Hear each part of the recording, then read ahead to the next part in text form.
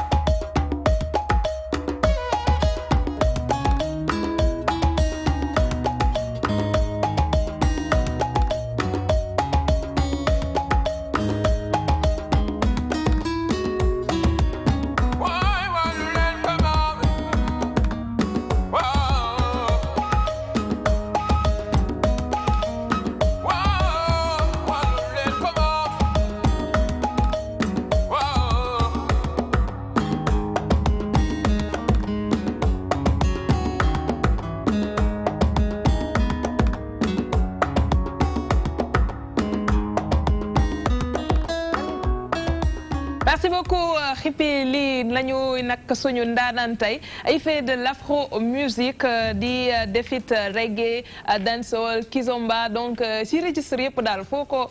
laal Khippy li mënee na foofu waaye Khippy li man leneen moo ma interpellé c'est le nom c'est en train de dire tout à l'heure à femme Khippy li xanaa kilifa gi da doon nelaw ba si yàgg ñi fëgg ko mu jóg ne Khippy li wala mais bon il va nous expliquer tout à l'heure lan moo waral non boobu nga xamante ne ni moom la tànn jot na bokk nag si ay compétition yoo xamante ne def nañ ko bokk na ci Oscar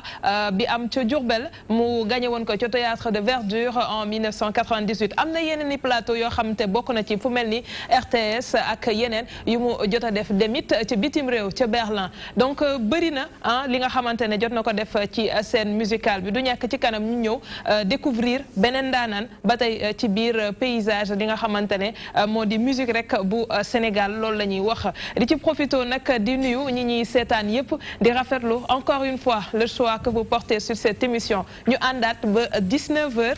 am ci koo xamante ne tey moom nee na léegi daal lu ñu cëralee ci ay waxtu wala ay minutes daf ko commencé di ko seetaan dafa nekk di ko wàññi ci plateau bi noonu daal la demee xaw ma nag lu waral loolu te faama day maye fii bañ fële ñun suñu ñaanee mu wañ waaye kooku su ko ñaanee mu nangul ko ci kanam di ngeen xam ndax am na rubrique boo xam ne tey dañ koy tëbal ci émission bi du am te ki koy def mi ngi fii toog ci kanam tuuti di ngeen xam kan la ndax bu saison bi dee rek ñu découvrir ndo kan lay doon alors ñu ngi rafetlu émission bi tey nag spécialement dama kontaan li tax ma kontaan encore une fois surprise la regarde ça pour la fin on va découvrir cela ci kanam ak kanam Pape Ousmane Cissé ñëw wax ci li nga xamante ne démb jotoon nañ ko brosse ak ki nga xamante ne moo di Ndeye Maguette Thiam mu soxal liggéey ndaw yi fii ci Sénégal ndax nag dañuy faral di wax dañu bëgg ay entrepreneur dañu bëgg jeunes yi di soobu ci liggéey bi ngir jàppale réew mi waaye mel na ni ba tey ñu si bëri si ñoom xamuñu yan porte lañu war a fëgg wala comment ils doivent s'y prendre ba mën a am métier wala mën a taxawal seen projet te mu am vie bi nga xamante ne moom la ñuy xaar si ñoom moo tax tey ñuy dalal monsieur Sanoussi Diakité nekk directeur de l'Office national de la formation professionnelle ci kanam moom it mu ñëw gën a yaatal ci li nga xamante ne rek mooy li ma doon wax léegi rek muy liggéeyu ndaw yi xëyu ndaw ñi mu amal solo loolu Pape Ousmane tey moom lay dalal ci rubrique am mu gën ko yaatal soxna Habi Sow jógee ba Arabie Saoudite xaw ma Turquie xaw ma fu mu jógee wala Israël abi jógee ma Israël abi jógee ma Israël terroriste bu jigéen terroriste moom dañ koy bañ bu ko tudd léegi sama doom ji kenn daa mel terroriste tey est-ce que takkoo ay bomb sax bi dama bëgg waaju baax miin ko burkaara bu ko def ñu ne descente la ñuy bañ fii jékki-jékki am fi ay dik wala ñu mel noonu bu nekk première chaîne de télévision présentatrice journal bi dem burka alors il est préférable ñu xaar xool ndax ñoom oustaz bi tey duñ la mën a dalal ci seen arrière plan yéen mel noonu xëy na foofu soo toogee tu seras à l'aise elle reviendra tout à l'heure ci li nga xamante ne mooy actualité sur la toile tànn rek ñaari ponk nu mu koy defee saa su nekk ñu mën ko waxtaanee ak it suñuy invité dinañ ñëwit ci tali bi sécurité et prévention routière ndax am na solo ñu dem nag ci weeru koor gi ñi ciy faral di tàng xol ci tali bi ak a bëri ndax bu dog bi di waaj a yegg si rek dënn yi tàng xol yi commencé jóg klaxon yi bëri ñëpp yàkkam ci dogee seen kër moo tax nag Moustapha tey dinañ jox ay technique wala bokk ay astuce wala luy indi lu mel noonu donc ci kanam moom it dina ko gën a yaatal ci rubrique am Moustapha Gueye Moustapha mbaa yow doo bokk suñu loolu yombul de nekk ci tali bi te doo la yomb na c'est-à-dire il faut ngeen comprendre benn affaire xiif bokkul ak leen sécurité routière c'est-à-dire ñun dañ koy bëgg a boole dañu yaakaar ne xiif élément sécurité routière la moo tax genre saara gi bu ñu xiifee du may dara waaw dañu nekk tere bi di xëccoo du ñu dem kenn du dem waaw moo tax ma bëggoon tey ñu waxtaan man ak moom moo tax li nga jëkk a annoncé sànq ñun d'accord duñu si dem ak Pape Ousmane waaw saisi nar a vide dinañ bëri de saisi nar a vide dina bëri soit tout le monde reste soit tout le monde part. c'est ça hein wala ñu tàggatoo ñëpp rek parce que booy dem dañuy ànd buy dem daal nañ topp fii daal leitmotiv bi mooy on vit ensemble on meurt ensemble tout le monde reste tout le monde part waaw lii la wax am na solo Moustapha bébé et maman également dinañ ci waxtaan ci kanam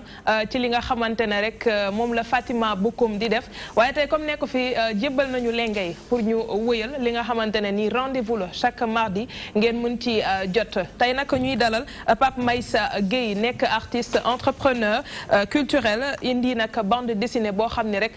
créé na ko lenn rek luñ ci bëgg a fësal mooy fexe ba jëmmal li nga xamante ne nii mooy réussite Sénégal loolu nag am na solo ci kanam it dinañ gën a yaatal ak moom xam lan moo waral initiative boobu ak it lan moo nekk ci biir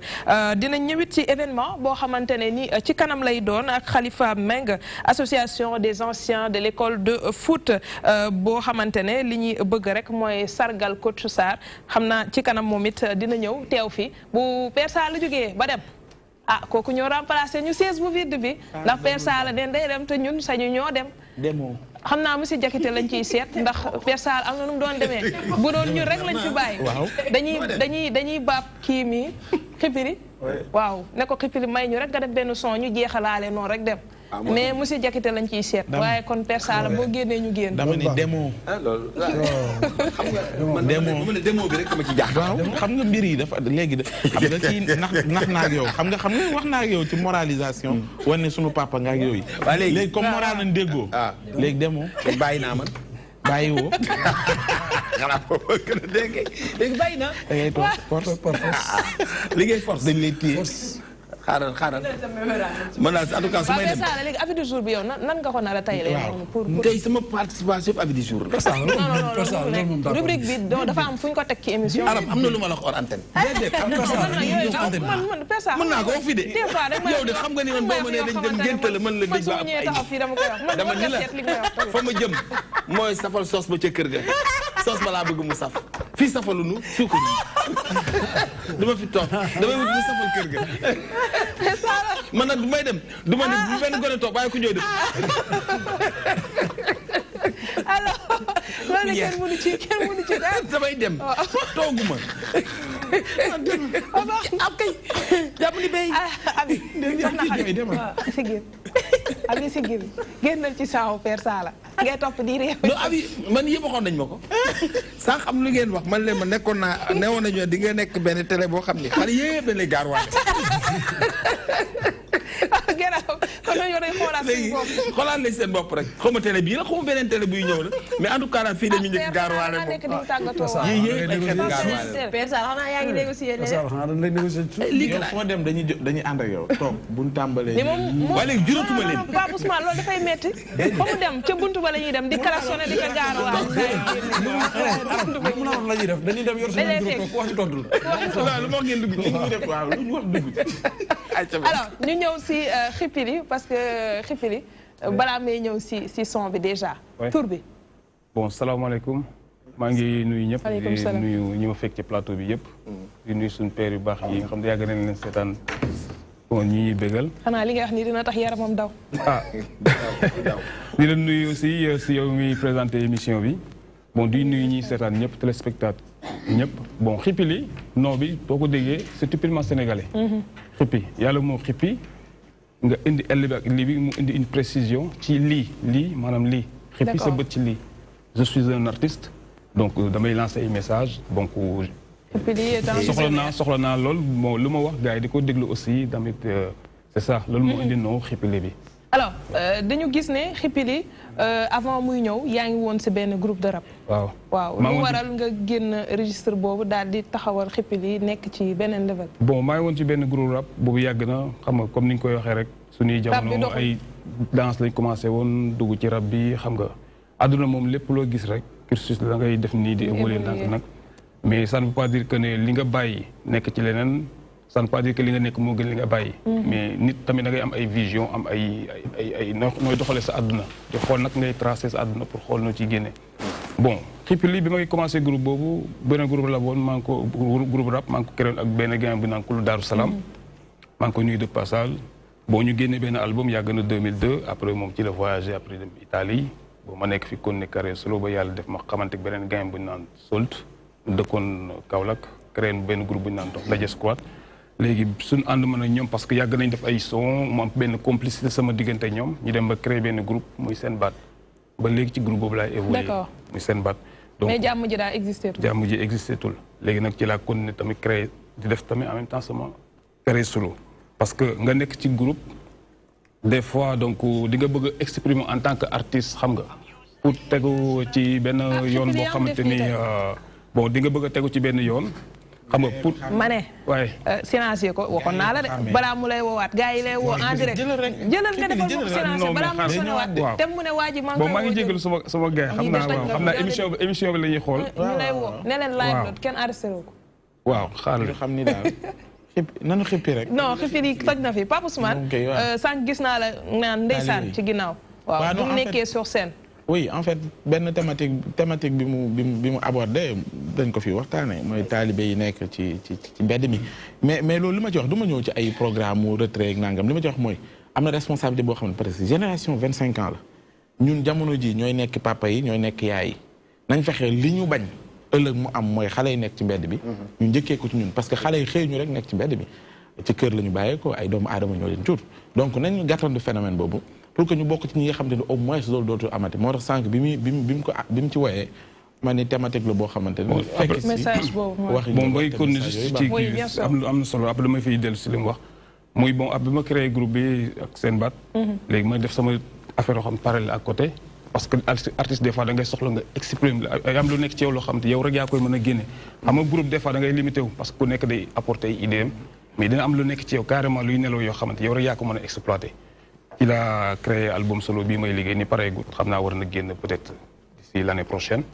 donc yàlla di def tamit aussi may évoluer léegi France nekk fa job di liggéey am sama groupe foofu noonu. bon muy morceau bi nga wax ni léegi. muy gars yi nekk ci mbedd yeeg yooyu parce que dama am lu ma gis France yenn gars yi di ko dund ci mbedd yi ay Paris mu nekk lu tiis lu métti lu daw yaram loo xam suñu ay frères ñoo koy dund suñu ay sœurs. sunu ay tons ñoo xamante ne mën nañu papa ñu nekk ay SDF ñoo xam da ngay tasante ñoom ci mbedd di waxtaan ak ñoom mu nekk plaisir ci ñoom quoi parce que c'est des gars yoo xamante ni il se trouve seul dans la rue donc ñooñu boo dul waxtaan ak ñoom rek après du baax quoi rawatina nga gis koo xamante ne sa doomu réew la ngeen bokk fu ngeen jógee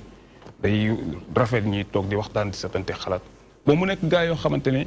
dañoo am na ñoo xam c'est des ratés peut-être dañ toppoon seen nafsun seen bakkan di dund beneen dund ba mu demee noonu tey am na nag ñoo xamante ne peut-être ci gaal yi lañ jaar ba agsi foofu ñëw di vivre Europe te amuñ kenn ku leen mën a accueillir dalal leen dëkkal leen bu boobaa day métti donc te Europe gis nañ ni léegi fi mu nekk nii boo amul ay këyit mënoo def formation parce que doo légal clandestin ngay nekk da ngay war a taxawal kon léegi pour nga émerger ci dëkk boobu noonu c'est tout un problème quoi. kii dégg ma woyam mais est-ce que tam yaa ngi wax ne waxtaan ak ñoom. ça leur fait plaisir. mais yow est-ce que li nga xamante ne moo warlu ci yow ak ñoom yaa ngi koy def parce que tamit ñaax leen. pour que ñu xam ne nekk fii. moo gën yenn saay dem ba ci biti gën faa lot. moom laa lay wax moom mooy ñaax bi xam nga lépp loo gis rek maanaam sottante xalaat daf ci baax ñun li ñuy toog di waxtaan ak ñoom daf leen renforcer. daf leen dellu soit dañuy kontaan parce que après benn moment dañuy partager lépp dañuy jënd café affaire toog waxtaan yëpp des fois ma gis leen ci mbedd ñu toog waxtaan loolu dara quoi. D'accord. bon mu nekk plaisir ci ñoom nag quoi wax dëgg yàlla moo tax gars yi noonu il faut tamit gars yi jàppale leen xam nga ñu xool naka la ñuy mën a def bu fekkee état Sénégal mën na def dara pour ñoo xam ne am na ñoo xam ne dañuy soxla billet tey pour ñu bisi tey mënuñ ko am mais am na nag ñu ma ci gis ñoo xamante ne ñoom ne nañ ñoom dañoo préféré ñoom ñu dee foofu ñoom parce que ne nañ c'est une honte parce que bi ñu jógee Sénégal yàgg na depuis ay 25 ans bàyyi fi seen jabar seen ay doom parce que boo xoolee ci son bi may wax am na fi ma naan def na fi 20 at ak juróom ba tey caatam am 20 at ak juróom parce que boobu benn gars bi waxal la mu ne moom ba mu fi jógee xale bi mu fi bàyyiwoon liir bu tooy xepp tey nee na ak at yi nga xam def na ko Europe nee na am na 25 ans yoo xamante ne delluwul Sénégal léegi tey il est devenu un raté mi ngi ci mbedd mi di dund boo xam mooy loolu nee na il préfère moom dund fii ba dee parce que c'est une honte pour moom mu retourner di dem Sénégal naka lay xoolee njabootam naka lay xoolee jabaram naka lay xoolee ay mbokkam nee na gàcce googu du ko indi du ko kii donc loolu mu nekk lu métti lu daw yaram moo tax ma ne lii il faut ma def ci benn musique bu ma demee Sénégal mën ko promouvoir dugg ci médias yi xam nga pour lancer message bi aussi tam gars yi bàyyi ci xel aussi tamit di lancer un appel pour suñu jeunes suñu frères yi nga xamante ñi ngi dund fi Sénégal dëgg la Europe booy ñu ngi koy rêvé pour dem man du ma ne kenn bul dem parce que booy am nañ des fois am na leen waxee def leen daan tam ñu ne grand bi dafa soxor mi ngi yëg ci avion yi mi ngi dem mi ngi ñëw mi ngi dawal otoom xam nga la moo tax ñun duñ dem xam nga du loolu quoi parce que boo gisee booy fi ñuy jaar pour dem Europe di dugg ci gaal nga xool 2 millions de personnes yu jaar ci océan bi pour dem dans la Méditerranée xam nga pour mun ci génn 2 millions nga xool 600 personnes ñoo ci génn ñi ci des ñëpp ñu ne des nañ ci géej gi donc loolu c'est pas une réussite quoi donc loolu déception la total boo xamante ne ñu ngi koy jooy ñun en tant que artiste xam naa suñu mbokk sénégalais ñu ngi koy jooy ak suñu moment yi nga xamante ne tey ñàkk nañ seen ay doom suñu ay frères yoo xam gisatuñ seen ay frères bon mu doy war quoi Père Sala naa soo ñaar rek ndaw yi ndax nekk na tam boo xam ne tamit abordé nañ ko fi ci immigration clandestine ndax nag mënuñoo wax ba nanguloo ko réew yooyu noonu waaye it il faudrait que fii mu am ay politique yoo xamante ne dina capter ndaw yi ba ñuy bañ di tenter di dem si yu mel noonu. dafa am benn slogan bu sama boy yi génnee juddoo ko fii defe ko fii tekkee ko fii lekkee ko fii benn slogan la suñu ma boy Pikine yi moom la ñu génne ay xale yu ñëw sama kër ñu doon waxtaan la ñoom loolu mooy slogan bi ñu génne daal pour xeex immigration clandestine bi. li muy wax ni wax na dëgg Europe am na fa ñoo xam ni dañuy découragé sax ci àdduna buntu kabaara yi la ñu nekk di yalwaan mooy comme li mu woy am na ci sax xale yoo xam ni actuellement amaguñu sax ay 30 ans 35 ans mais dugg nañ ci loolu parce que bu njëkk ba dañuy yaakaar ne Europe da ngay dem rek commencé for xaalis dans les temps boo demee loo def da ngay dem mën nga liggéey marché noir nga dem nga nekk noir di liggéey am loo këyit loolu la ñuy wax noir quoi liggéey guddi amoo kayit sa patron da lay protéger nga nekk ci moom di liggéey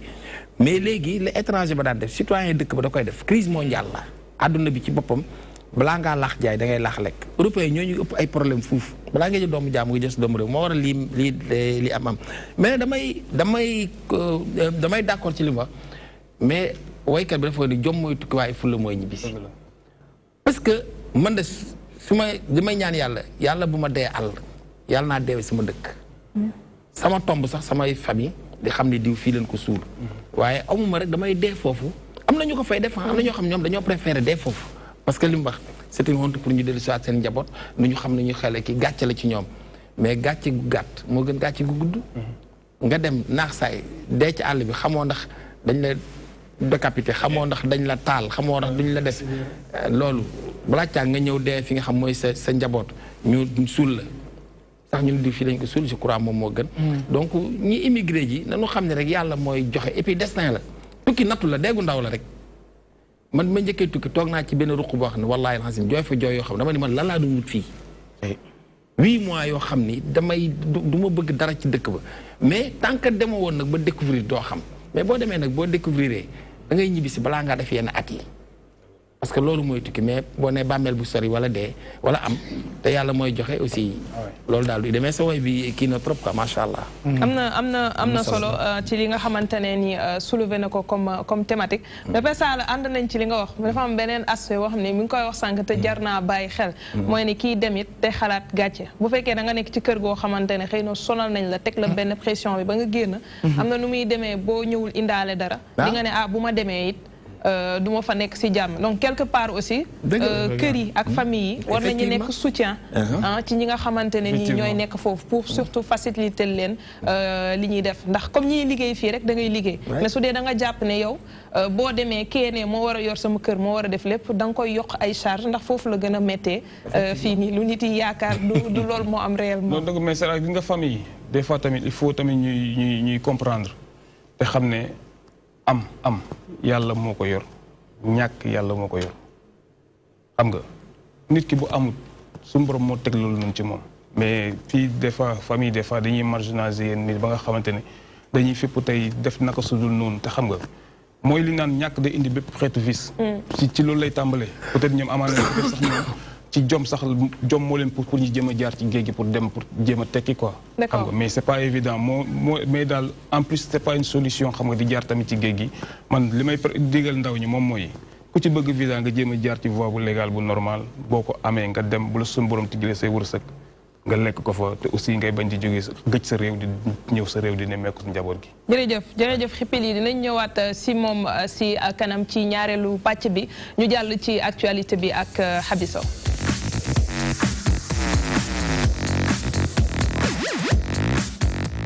Habi sur Seneweb, Ramadan, polémique sur la date de démarrage du jeûne. effectivement Ndeye Arame Touré commencé na te bi la yoon nag commencé wul ci ñi nga xamante ne ñooy religieux yi mais ci astronautes yi la commencé ndax kuréel bi nga xamante ne moo boot ñëpp ñuy liggéey jéem a suqali lépp luy jëm liggéey ak wàllu astronomie ñoo daal di weddi seen benn naataango di docteur Abdoulaye Gaye mi nga xamante ne fan yi néew génnoon nañ ci presse bi daal di fixé date début Ramadan bi ne le 7 mai prochain incha allah lay doon loolee nag la dañuy daal di weddi muy association boobu ne mun nañ koor le 6 incha allah ndax nag même bu dee ni sax dina naqaree gis weer wi mun nañ koo séntu dimanche buñ ko séntoo dimanche buñ ko gisee mën nañoo woor altine wutee lool ak ni ko docteur Abdoulaye Gaye daal di waxee astronautes yi sax indi nañ ci ay leeral lan mooy tax ñu war a mën a séntu weer bi dimanche ba war koo mën a gis mais chance yi ñuy am pour gis ko dafay jafe mais asamaan si jàpp nañ ni dina leer du am niis bu bari mais ñu jàpp ni rek waxul ñëw ne koor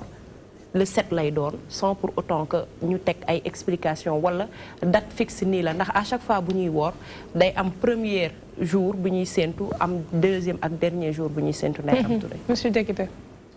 waaw weer koor ñu ngi ñaan mu fekk ñu ci jàmm te ñu dund ko ci jàmm te liñ ci ut yàlla may ñu ko. amiin amiin. te man daal c'est la deuxième fois ma fi ñëw ci plateau bi rafetlu ko ma gis ne ambiance bi vraiment c'est très convivial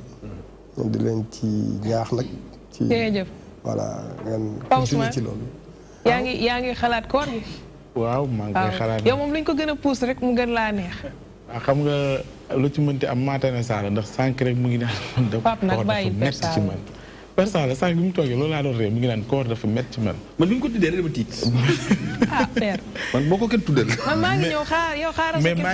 maa ngi gis jamono yi ay xeetu vidéo yoo xamante ne bàyyi ko ci Sénégal yi ñenn ñi koy def mais di wax ci koor loo xamante ne Sénégal daal gars yi yàlla may na leen inspiration mais li ma bëgg a wax parce que li ñuy wax nii chaque année dañ koy wax mooy uute ci feeñ naag feeñul ñaari julli ñaari ñaari chaque année dañuy wax lii te pourtant boo seetloo daaw sax am na ñu doon proposer ay solutions ne pourquoi pas ñiy waxee ci xam-xam teg ko ci diine ñii di waxee ci science te diine dàqul science ñu dajaloo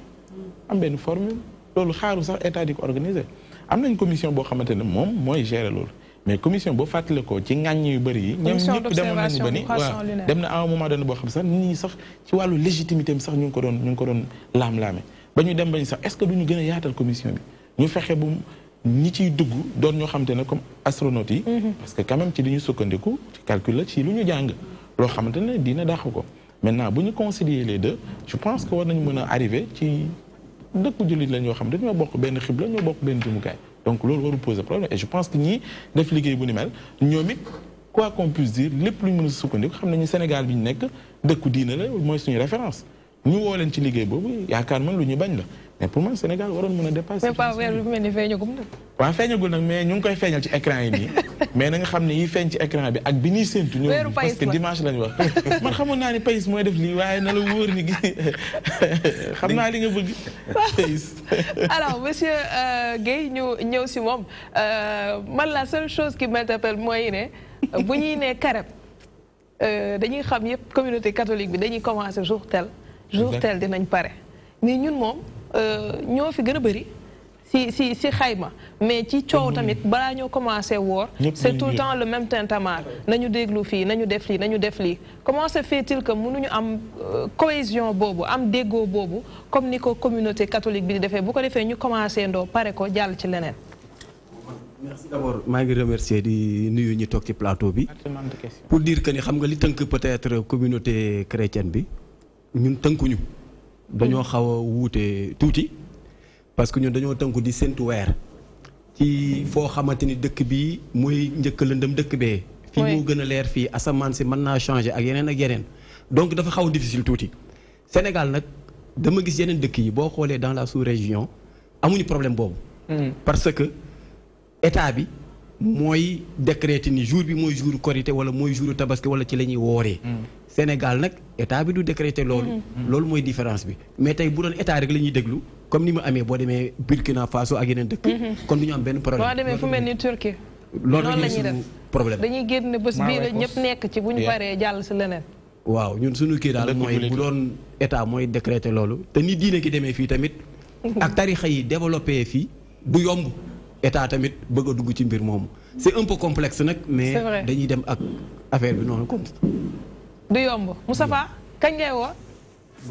man su ma waree damay xiif moo tax du ma ko dangay xaar sa sëriñ wax la man du ma xaar sëriñ sax c'est que mooy ma wax passement rek man su ma waree damay xiif moo tax man du ma ko yaakam di man su ma sañoon moom Moustapha yow nit nga non man woor joo rek ma ci sonal damay xiif ku war xiif moo tax su ma sañoon daal ñoom ñu jéem a xool nu ñuy waxtaanee seen biir ñu def ko sax beneen mois bi wala chaque weer ñu wax ci 2 jours ñu koy def ay dogot alaaj saara xanaa donc caution de alaaji loolu mënul nekk ñu koy moratoire chaque weer ñu def ñaari jours idée la de yow Abdoulaye lii bu ko defoon ma ne moom waaw ku nekk lay génne mais yow non c'est que koor kilifa gu toll ni yow jàmm rek ñu woor ko jàmm ñii ñi ngi naan lundi ñi ngi naan mardi mais bon man je pense que dinañ trouver terrain d'entente comme religieux yi waxaguñu astronomie di ñoo wax ñu leen du religieux yi rek comme ñoom ñoo dàq séntu ñëpp te buñ séntoo dañuy gis bu ñu gisee ñu wax ñu kañ la rek après ñu daal di woor c'est ça la waaw xam nga weeru koor moom coow weeru koor dafa yàgg Sénégal mais lii monsieur Guèye wax sànq loolu mooy coow li mu nga weeru koor normalement bu dañu woon umma islamique bi yëpp ñun ñëpp mun nañuy woorandoo benn bis woorandoo benn bis tabaskeendoo benn bis def lëfandoo yëpp benn bis mais Sénégal li ma jaaxal weer yëpp ñoo koy bokk ba mu des koor ak korité wala tabaski man loolu rek mooy sama problème pourquoi yeneen weer yëpp ñoo koy bokk mais bu ñu demee ba foofu rek division am te même asamaan bi la benn dëkk bi la bon benn population bi la mais man comprendre uma mais nag xëy na avec technologie fi mu toll li Pape Ousmane wax ba fekkee l'islam diine am na ñoo xam ne yàlla jagle ak ñi nga xam ne science am na fu science ak diine lëkkaloo war na ñoo mën a dajaloo waxtaan ñu am benn commission boo xam ne moom mooy dox ci loolu mais man je vois que ni muy commission muy bañee nekk commission ñun suñu bopp rek ñun ñoo war a xam ni weer yi ñëw na comme niñ ñee rajab ñu ni baraxlu ñu xam ko ramadan ñëw na tey la 29e jour wala tey la 30 jours mais ñu démarré mu jeex mais Sénégal li ñuy dugg lépp dafa bëri te des fois pour nga wax ci dafay xaw a sensible parce que tarixa yi ñi ngi fii bon Ibadu Rahman yi ñi ngi fii bon donc da ngay dem ba yow da nga naan naa moytu balaa maa tooñ kenn te donc nag l'islam boo demee bay xalaat te boo ta demee noonu ngay xalaat ni naa moytu wala kii donc y a problème li sawaay wax nag état rek moo mën a décider tey taxaw ni lii mooy am ku ko def Yaya Jammeh dafa état mi nga xamante ne bu campagne jotee sax bu état defulee ci kër yi diine yooyu ngay wax ba pare sax état léeg-léeg ñu ni julli bis del baaxul ci état day daaneel président vendredi ñun population bi lay dellu si waat de attention ñun nag dañoo nekk population bu naqaree gouverner parce que lépp ay expert lañ ci mais li am solo daal affaire bi 29 la ak 30 bu nu wooree dimanche dinañ am 30 bu nu wooree 29 lundi am 29 yàlla allahu alam yàlla na yàlla nangu koor ñëpp man daal dama ko ragal ba nga xam ni bu ma xëddee julli fajar xëm ba 2 heures ma jóg julli tisbaar xëmaat ba tàkkusaan ma yeewu ximmiliku julli xëmaat ba ñi ma jógal dog man su may xëm rek laa yor moo tax man weeru koor damay jël conseil abi yéen ibaadu yi wax la loolu yéen moom xam naa ni am na nu muy demee ngeen commencé premier jour lu tax muy xaw a doy waar dañuy tënku ci weer te weer bu feeñ ak weer bu feeñul loolu mooy indi coow mais man dama lu may déranger loolu indiwul coow de wóolu kii te wóolu woo kii loolu indi coow am na ñu naan gis nañ ko te duñ leen wóolu lu ma déranger ci Sénégal Arafat bu jotee Màkka jour Arafat Sénégal ñëpp dañuy woor dañuy nangu tolloog Màkka jour Arafat ñu woor ko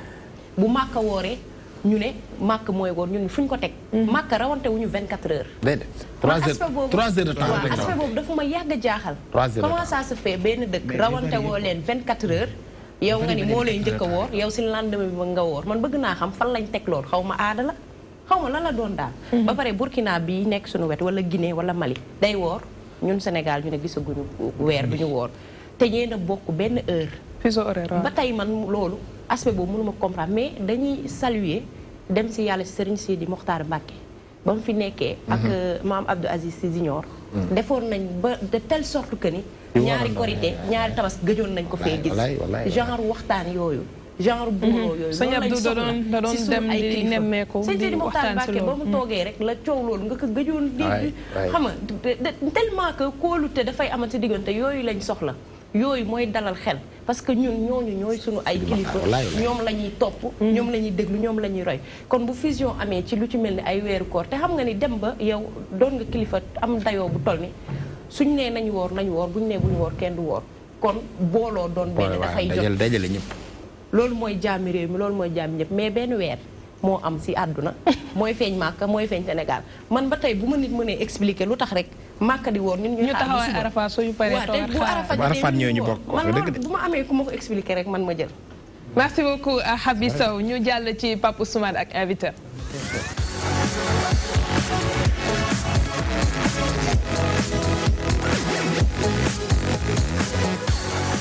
Ousmane, formation emploi, y a-t-il entre la demande et l'offre? waaw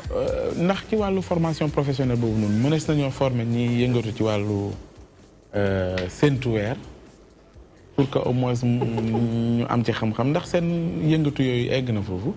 maanaam tàggat ñooñu. li nga wax noonu. am na solo parce que yàlla sax bëgg na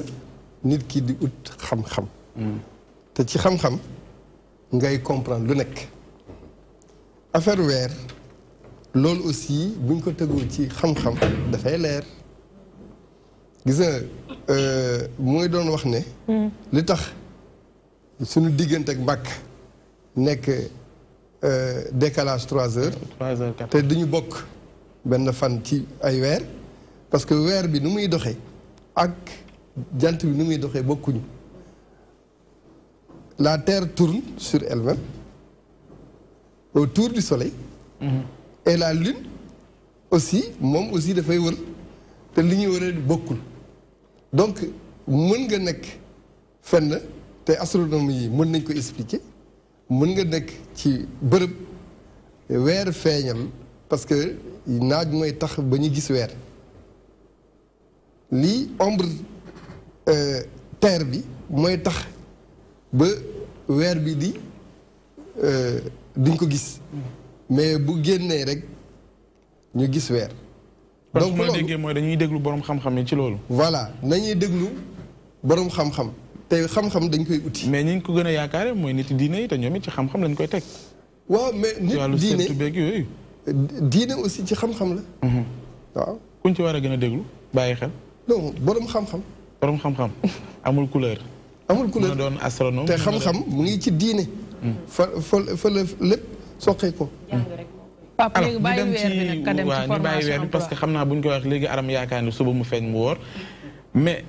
ba fii ñuy waxee yow dañ koy wax formation professionnelle xëyu ndaw ñi wàllu insertion te ba fii ñuy waxee yow puso dañ koy jéggaani ñi ñu jot a formé ñëpp xanaa tàggatuñu leen pour ñu doon ñoo xam dañuy defar puso fii dañuy mën yeneen ak yeneen yoo xam dootuñu jéggaani lu tax Sénégal ba léegi ñu ngi tàggat ndaw ñi ñu ngi leen di former waaye que ñu mën a defaree yenn xeetu machines yi ñuy soxla ba dañ ko jéggaani amaguñ ko. non. wala ñuy defar machine am na fi de. ñuy defar machine am na fi. comme ci gis nga moulin à mil kenn importé tout moulin à mil décortiqueur à mil artisan yi dañ koy defar mu baax parce que dañ ko jàng man ko waaw dañ ko jàng ba man ko. yow inventeur nga. waaw may fàttali yaa inventé xaw ma. machine à décortiquer foño mais bu ñu wax ne. fii mënuñu defar ay machine mën nañ ko c'est que aussi. dañuy defar loolu rek lañ am dañuy gëm ne waaw si tamit Sénégal lan la mën a defar loo xam te ne importé tuñ ko yow mi ci yëngatu wax nga machine. waaw machine yi c'est ak leneen ak leneen loo xam ne mais am na leneen li nga xam ne. mën nga koo laal suñu produit la. ci confection. confection par exemple bu ñu defaree. tubaab bi dañ koy naw confection. loolu ci ñun la génn transformation di transformer meññeef. am na li nga xam ne dañ koy def tubaab bi xamuñu ko te loolu yëpp xam-xam moo ko indi mais lii nga xam ne mooy li am solo mooy dëkk bu defaree dara ci ngay wéeru pour nga am yëkkati ko. voilà da ngay gëm sa bopp ne li keneen di def nu mu ko amee mën naa def man tamit man ma am ko. te lu nekk rek liggéey ñuy wax fii immigration migration clandestine yooyu du ñu téye nit pour mu dem immigrer mais booy dem da ngay préparer sa bopp te préparer sa bopp mooy nga xam dara man dara dafa bokk nga mën a préparer même avant gis nga nit ñi dañuy génn toujours musul arrêté nit ñi di dem aventure di dem bitim réew et cetera dafa mus am mais nit ñi dañuy préparé wu. d'accord mais li ñu seetlu tey ci réew mi mooy même ñi demut. ñi nga xam te ne ay ndaw lañ génne ci daara ji di soog a am baccalauréat. buñ leen orienté wu ci daara yi ñu am 5 la xaw ma 6 universités yu mag yi nga xam foofu la ñuy gën di dem. université Cheikh Anta Diop boo ko tuddee tudd Gaston Berger ci la ñuy gën di dem mais gis nañu ba léegi phénomène bi daf fi des mooy ni. ñii génn ci université yi te ñu am qualification bu leen may ñu insérer leen mën a am xëy dafa bari am na ñoo xam ne problème sax xam fan la maanaam fi baax nga mën dem tàggat sa bopp foofu pour que après nga mën a am xëy yooyu yëpp jafe-jafe la te bëri nañ ñoo xam dañuy cartouché ñii alors loolu yëpp phénomène boobu noonu te chaque fois yéen a ngi wax formation professionnelle ñi ci mën a jotee sax jafe na leen ndax xaalis lay laaj souvent ak yu mel noonu sooy jàngat yooyu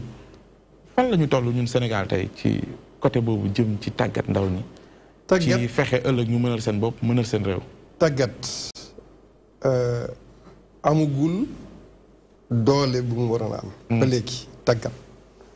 mais xam nga université xam-xam lañ fay jëlee xam-xam.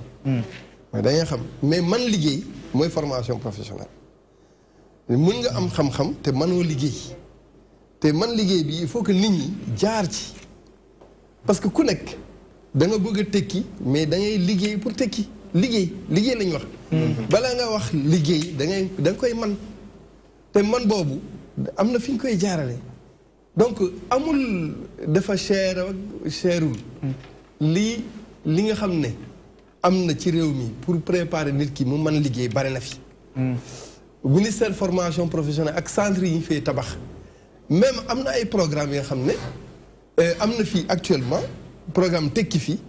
mooy tàggat nit ñi ñu mën liggéeyal seen bopp mu ñu bañ a am ambition di dem noonu à l'aventure. En termes de chiffres, est-ce que mën nañu xam tey office national formation professionnelle lan la ñu mën a jox ci lim ne lii par exemple tàggat nañ leen moo xam filière bu mënta doon pour jàppale leen ñu mën a defar am tey seen métier bopp comme li nga wax. bari na on a formé jusqu'à 48 900 48 000 personnes. nga xam ne dañ leen tàggat ba ñu mën liggéey te man liggéey bi mun nga dugg entreprise nga liggéeyal sa bopp. loolu yëpp liggéey tàggat la mais li nga xam ne dañ koy def ci ay filières dañuy xool fi nga xam ne marché du travail soxla na ko ñu tàggat xale yi pour ñu mën cee am xëy. te fépp la ñuy former. ñi ngeen tàggat ñëpp est-ce que ñëpp am nañu ñooñu. 40 000 yooyu nga wax. la majorité am nañu. par exemple ci attaché en passation de marché. loolu métier bu bees la. te ñun ñoo ko génne ONFP moo ko génne. te loolu dafa manqué woon fii Sénégal ñu defar ko tabax ko tàggat xale yi ñi nga xam ne dañu nekkoon université am droit amuñu fu ñuy dem et cetera ñu orienté leen foofu def nañu informatique amuñu ainsi de suite histoire et géographie ñu def ko droit ñu def ko et cetera ñu tàggat leen comme attaché en passation de marché. ñi ci am liggéey bare na ren moom ay 600 et quelques lañ ci formé. yàggul bu ñu lay joxee seen lijaasa CICES mais loolu déjà balaa ñuy pare di leen tàggat sax am na ñi nga xam ne am nañ seen xëy ci ay services. donc loolu c'est important te am na yeneen métiers yi nga xam ne ñu ngi leen di former par exemple Foundiougne port Foundiougne mu ngi commencé ñu ne bon xale yi nga xam ne ñuy région Fatick pour ñu mën cee am xëy il faut ñu tàggat la ñu mën liggéey bi nga xam ne foofu am na ñu tàggat ñu choisir toog ak nit ñi xool ban façon liggéey moo fa am ñu jël leen nag tàggat leen te tàggat mooy jàngal nit ki liggéey. Ousmane dund na ko léegi jàngal nit ki liggéey man dafa am ay secteurs yoo xamante ne si réew mi mën naa ne fii ba 100 ans it buñ ko soxlaa dañuy jéggaani lu ci mel ni que tey ba ñu soxlaa terre milliards yi ñu ci dugal ndax dem di wut bëgg dara di ko defar lu fay si milliards yu bari yooyu ndax jotul tey. ñooñu jaay la ko tey nga signé ak ñoom ay protocole wala ay yoo xamante ne si day tax yow sa ndaw yi fi ne nga tàggat leen ci naka la ñuy def ay jéego ba mën yooyee nga xamante ne jamono da koy soxla. maanaam modernité moo ko soxla ay defar oto wàllu yooyu nga xam ni Sénégal kat li ñuy defaree oto amaana liñ fiy tibb di yóbbu dafay bari ba. non montage lañ fiy def koy oto. non montage waaye day montage timidement quoi. du bariwul mais ndax genre secteur yi nga xamante ne si tey loo ci soxla rek bu la étranger bi taxé nga waaru milliards yi ñu ciy dégg dalay jommal ba yow ndax tey laajul tey ñi yor wàllum formation tàmbali di ci tàggat sunu ndaw yi même bu dee ni day yàgg sax. nga xamante ne si. bu ñu jaawale nag. investissement mooy soxla. ki ñi tàggat. terre ñëw na dafay soxla ñi mën liggéey pour ñu liggéey fi au contraire terre dafay créer emploi investissement la dafay créer emploi dafay soxla ay nit actuellement d'ailleurs SNCF bi nga xam ne moo yor gestion boobu ñu ngi former ay jeunes sénégalais mais emploi la ñuy am. ñu ngi lancé ay offre d'emploi tamit mais comme par exemple secteur yooyu nga xamante ne conception bi nga wax c'est ce que j'ai compris avant ñuy defar avant ñuy defar mais à chaque fois yu genre yooyu même bu terre bi taxawee tey bu amoon benn affaire bu ndaw bu ci nekk rare ngay gis doomu réew mi bu ko mën a maintenance raar ngay gis doomu réew mi bu ko mën a defar da ngay dem jéggaani bitim réew waaw formation boobu ci secteur yooyu noonu non loolu y a des secteurs yi nga xam ne dañ ciy développer sunu capacité bopp mais loolu xam nga boo bëggee yokkute am ci réew na ngay xool li nga xam ne mooy xëcc réew mi ci kaw te loolu boo ko séntu tous les pays font comme ça dañuy def investissement nag fu mu mënte am ci àdduna da nga koy investir pour que mu créer effet de montée en hauteur te loolu main d'œuvre yi nga xam ne nag dafay ñëw par exemple nga xool pétrole ak gaz mais c'est un investissement nécessaire bu ñu amulee technologie bi dañ koy jegaane indi ko mais après ñi ciy liggéey nañ xam ne yokkute ci biir réew mi ñi ciy liggéey ñoo ko yor parce que li nga ci salaire yi ñu ciy fay mooy tax ba nit ki mën a jënd feneen beneen entreprise kooku aussi dund ainsi de suite économie di dox donc loolu moo am solo l'essentiel bu leen xool actuellement entreprise bu ñëwee entreprise moo yore koom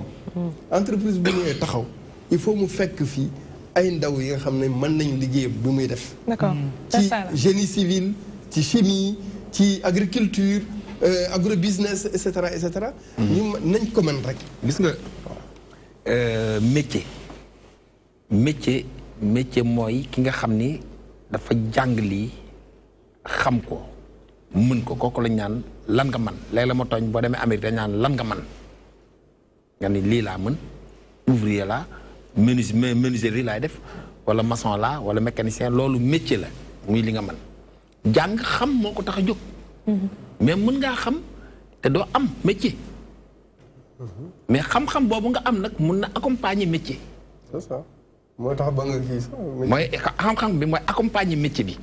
donc dañuy boole il faut ñu boole ñaar yu àndul parce que abi fi muy waxee dafay waxee ni ñun maanaam tool sax weñ puso bi bu ñu ko soxlaa il faut ñu dem bitim réew wuti ko est-ce que jotul ñu tàggat ñun Afrique wax Sénégal rek Afrique ñun ñuy defaral bokk suñu bopp peut-être am na sax pays africain yoo xam ne ñu ngi développé ndànk-ndànk mais Sénégal moom mun nañu nous sommes au pays sous-développé ñun suñu lépp dañ koy jëggaani PPT yo dinañ nam nag jëggaani ñu investir indi mais gars yi lu tubaab bi defar suñu gars yi ñoo dàq modifié ci Sénégal ci àdduna bi Sénégalais moo dàq modifié da ngay jënd léegi benn Hyundai Santa Fe gars yi tegg moteur bi tegal la ci benn moteur Tucson ngay daw muy daw 200 à l'heure moo tax keroog bi gay francophone di wax peut-être suñu sens la tubaab bi yàlla leen natoo ñuy fabriquer ñun ñuy consommer bu part suñu sens la parce que bu ñu yàlla natoon ku nekk tey jii la war a yaa ko war a fabriquer sa bopp mais day métti donc mooy fi mu see jàkkate do il faut àdduna bi aussi il faut ñuy joxantee loxo comme ni ko Léopold Sédar Senghor waxee ouverture en renseignement ñuy joxantee loxo ràbbante ku nekk li nga am nga indil ko sa morom mais nag day toll nag foo xam ne nag comme lii sunu rappeur bi wax bu mu nekkee ci groupe bi sentir na ne am na luy nelaw ci moom mu ni man nag naa jéem a bayal sama waar pour génne li ci man dafa tomb ñun toll ñun Afrique nag it nanu góorgóorlu nag nanu góorgóorlu jéem mooy tax a man parce que boo nee man damay toog rek ñu di ma pousse di ma yóbbaale rek bu gaa yi kii rek ma jël conseil ma xool lu ma ci mën a modifier liggéey pour mën a kii aussi du dem mais tàggat métier mi ñuy wax moom Sénégal fii ñun bi ñu nekkee xale pour te dire suma morom yi bu ñu dee jàng booy yow lay def ci man maa ngi Kennedy kii ñii naan maa nga vent kii naan maa nga kii man leen man menuisier la wàcc raxasu tellement que dañ lay xeeb sa yoo xale bi jàngi métier wàcc raxasu boobu daw nañu 10 ans ñooñu doon jàngandool métier ñi dem nañ cité am nañu bac mais ñu ngi toog di chemin man maa mujj man yor leen maa leen di jëndal jiin maa leen di jëndal daal parce que métier bu bënnee rek di nga ci añ wala nga reer métier xaalis ci poste te bala nga xam njëriñ bi na nga génn ak métier bu ñu génnee ma am métier ki amul métier man maay ëpp chance parce que bu ñu dee wuti liggéey man la ñuy jël parce que loo man lañ lay wax moo tax métier dafa am solo c'est important te am na leen li nga xam ne bëgg naa ko yokk gis ngeen japonais coréen chinois gis nga actuellement dañuy wax ne c'est des pays émergents amoon na temps dañuy wax ne li nga xam ne amul valeur dañ koy ne japonais li ñoo rek ñu ne japonais wala chinois produit chinois amul valeur mais ñooñu day nangu tubaab yi indi ci ñoom ñu comprendre li ñuy def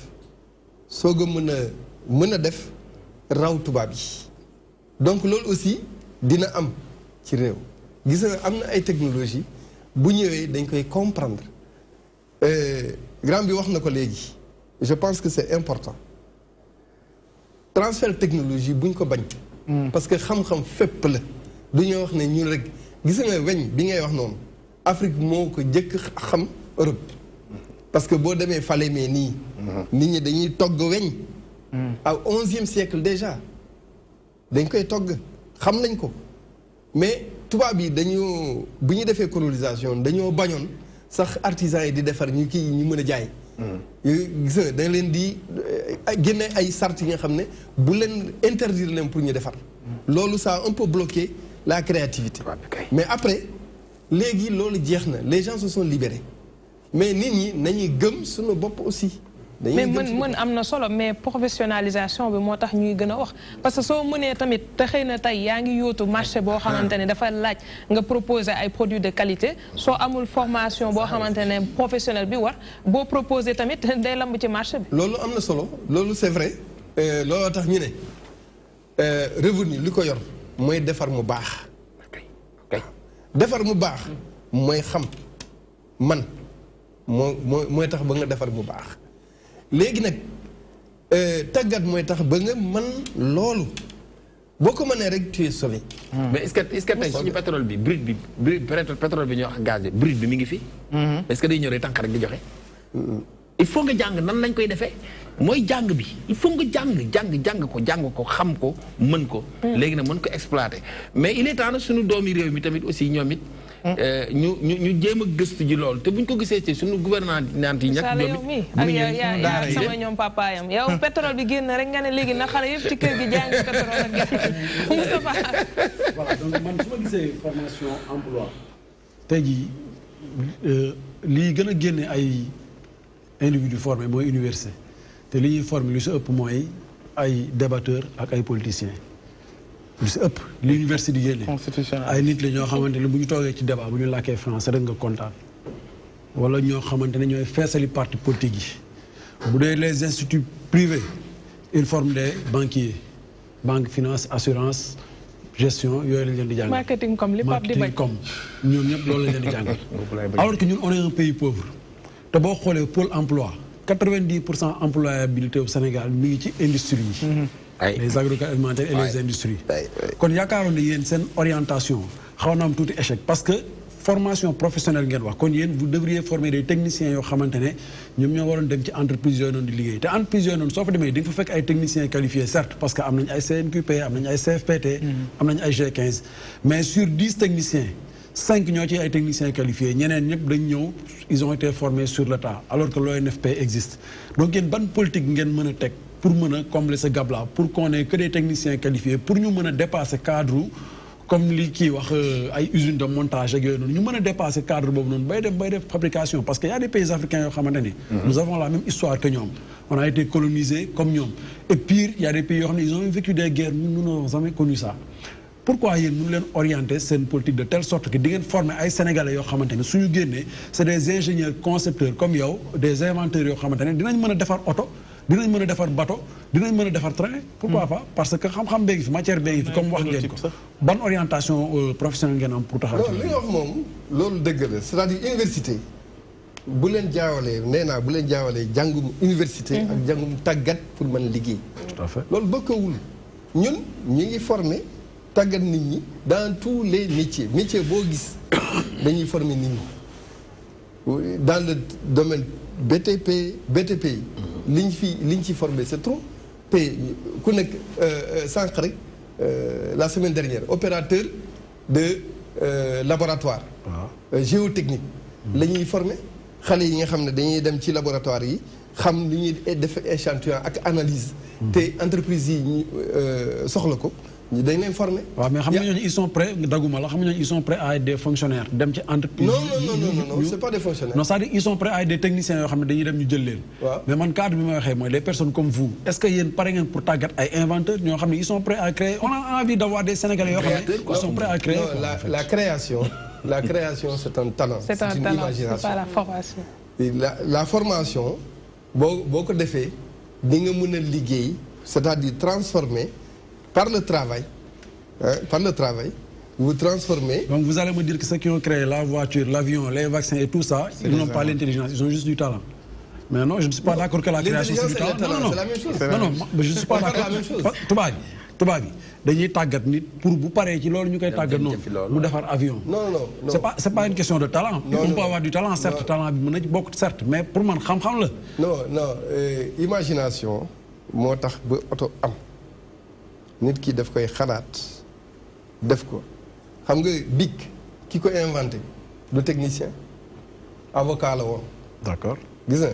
donc mais pour teg ko ci yoon il a fallu que technicien yi ñëw teg ko ci yoon mais moom moo ko xalaatoon. Steve Jobs. fan la nekkee technicien du technicien de. Bien sûr. Pourtant il a révolutionné carrément la téléphonie. Donc na nga xam ne xalaat ku nekk am na ko mais les nit ñi dañuy foog ne ñun on n'a pas le droit de xalaat mel ni ñun tubaab yi ñoo mun xalaat ñun daal consommer la on est déjà nourri un complexe d'infériorité. mais nag dafa mel ni loolu mooy réalité. mais loolu mooy réalité bi je suis désolé.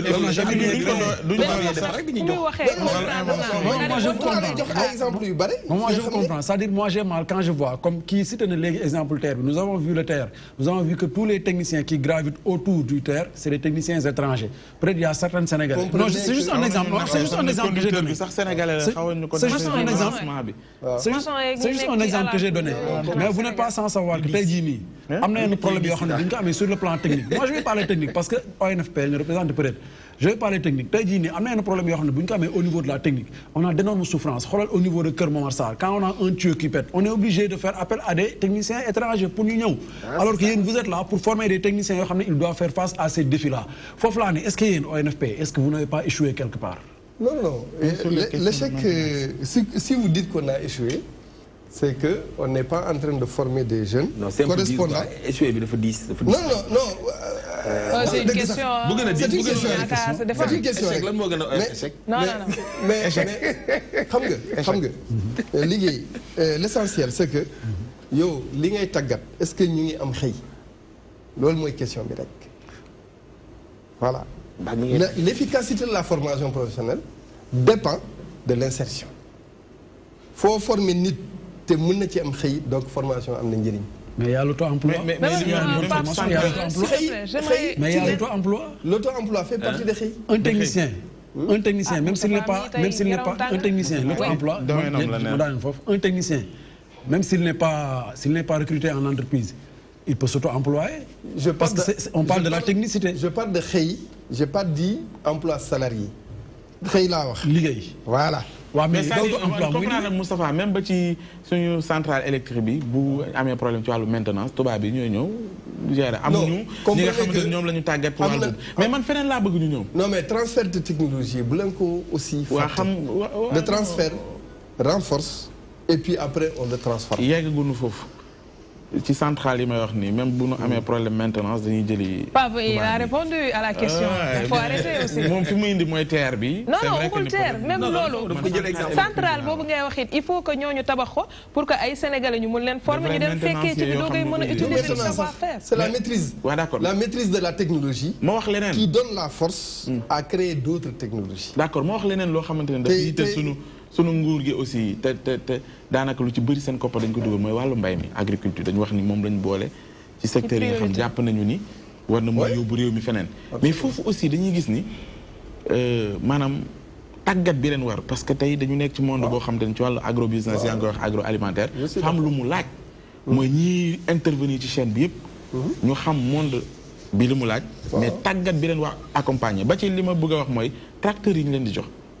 xam nga tracteurs yi leen di jox souvent boo ko joxee benn saala jàpp na da nga ñëw dërër rek ci suuf si am na préalable yoo xam ne dañ ko war a xam est-ce que yooyu aussi yu ko war a accompagner pour que baykat bi dootul doonati baykat bi ñu doon jàpp ni tengaa doom la yor ak caayam ju gàtt ak yu mel noonu mais doon de vrais producteurs yoo xam ne dañuy jàng dañuy am xam-xam pour que ñooñu mën a jël suñu réew mi tiré ko foofu aussi modernisation li nga wax ci tracteurs yi sax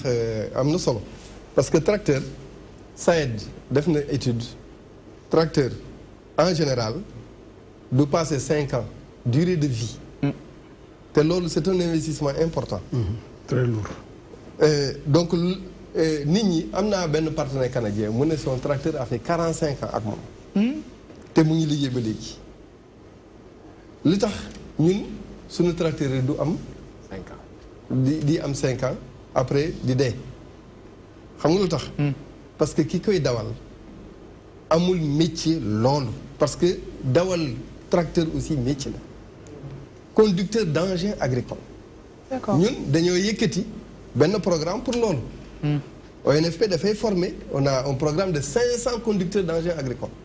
Conduite engin agricole da ngay mën nooy régler engin agricole bi en fonction de nature sol bi. loolu boo ko mënul. mais tracteur bi du mën a am. du mën a dund. voilà donc lu mel noonu la. Technologie n'ayons pas de complexe sur la technologie wala da nga koy l'essentiel xam-xam la li nga xam ne mën na jumtukaay la mën nañ ko utiliser pour kii pour jëriñu suñu bopp nañ ko utiliser mais que nous aussi on crée et ça fait la rencontre te il peut la machine à décortiquer le fognon. tubaab xalaat ko mais c'est aussi le traitement d'un problème de chez nous parce que japonais xamul fognon américain xamul fognon mais fognon Afrique rek la am ñun ñoo mën a am solution bi. ñu génne solution donc nécessité est mère d'invention nécessité bi day taxaw nga xalaat ci am ci solution lu nekk noonu la même agriculture bi ngay wax noonu mais actuellement nga ne agriculteur yi wan nañ ko kii. c'est vrai pourquoi dañuy continuer toujours di utiliser ay hilaire et cetera il y a pas de productivité mais paysan bi mën nañ ko tàggat mu nekk un bon quelqu'un qui maîtrise l'itinéraire technique am les procédés de transformation les procédés de production les outils de mécanisation ñu mën ko utiliser. te loolu bu ñu koy utiliser la ñuy mën a am des surfaces emblavées importantes ñu mën a am nag rendement yu bëri te agriculture mën a alors il y a des à la vallée là il y a des rizeries qui coûtent des millions et des millions investissement bu bëri mais un temps 3 mouvements ñu ne dafa paan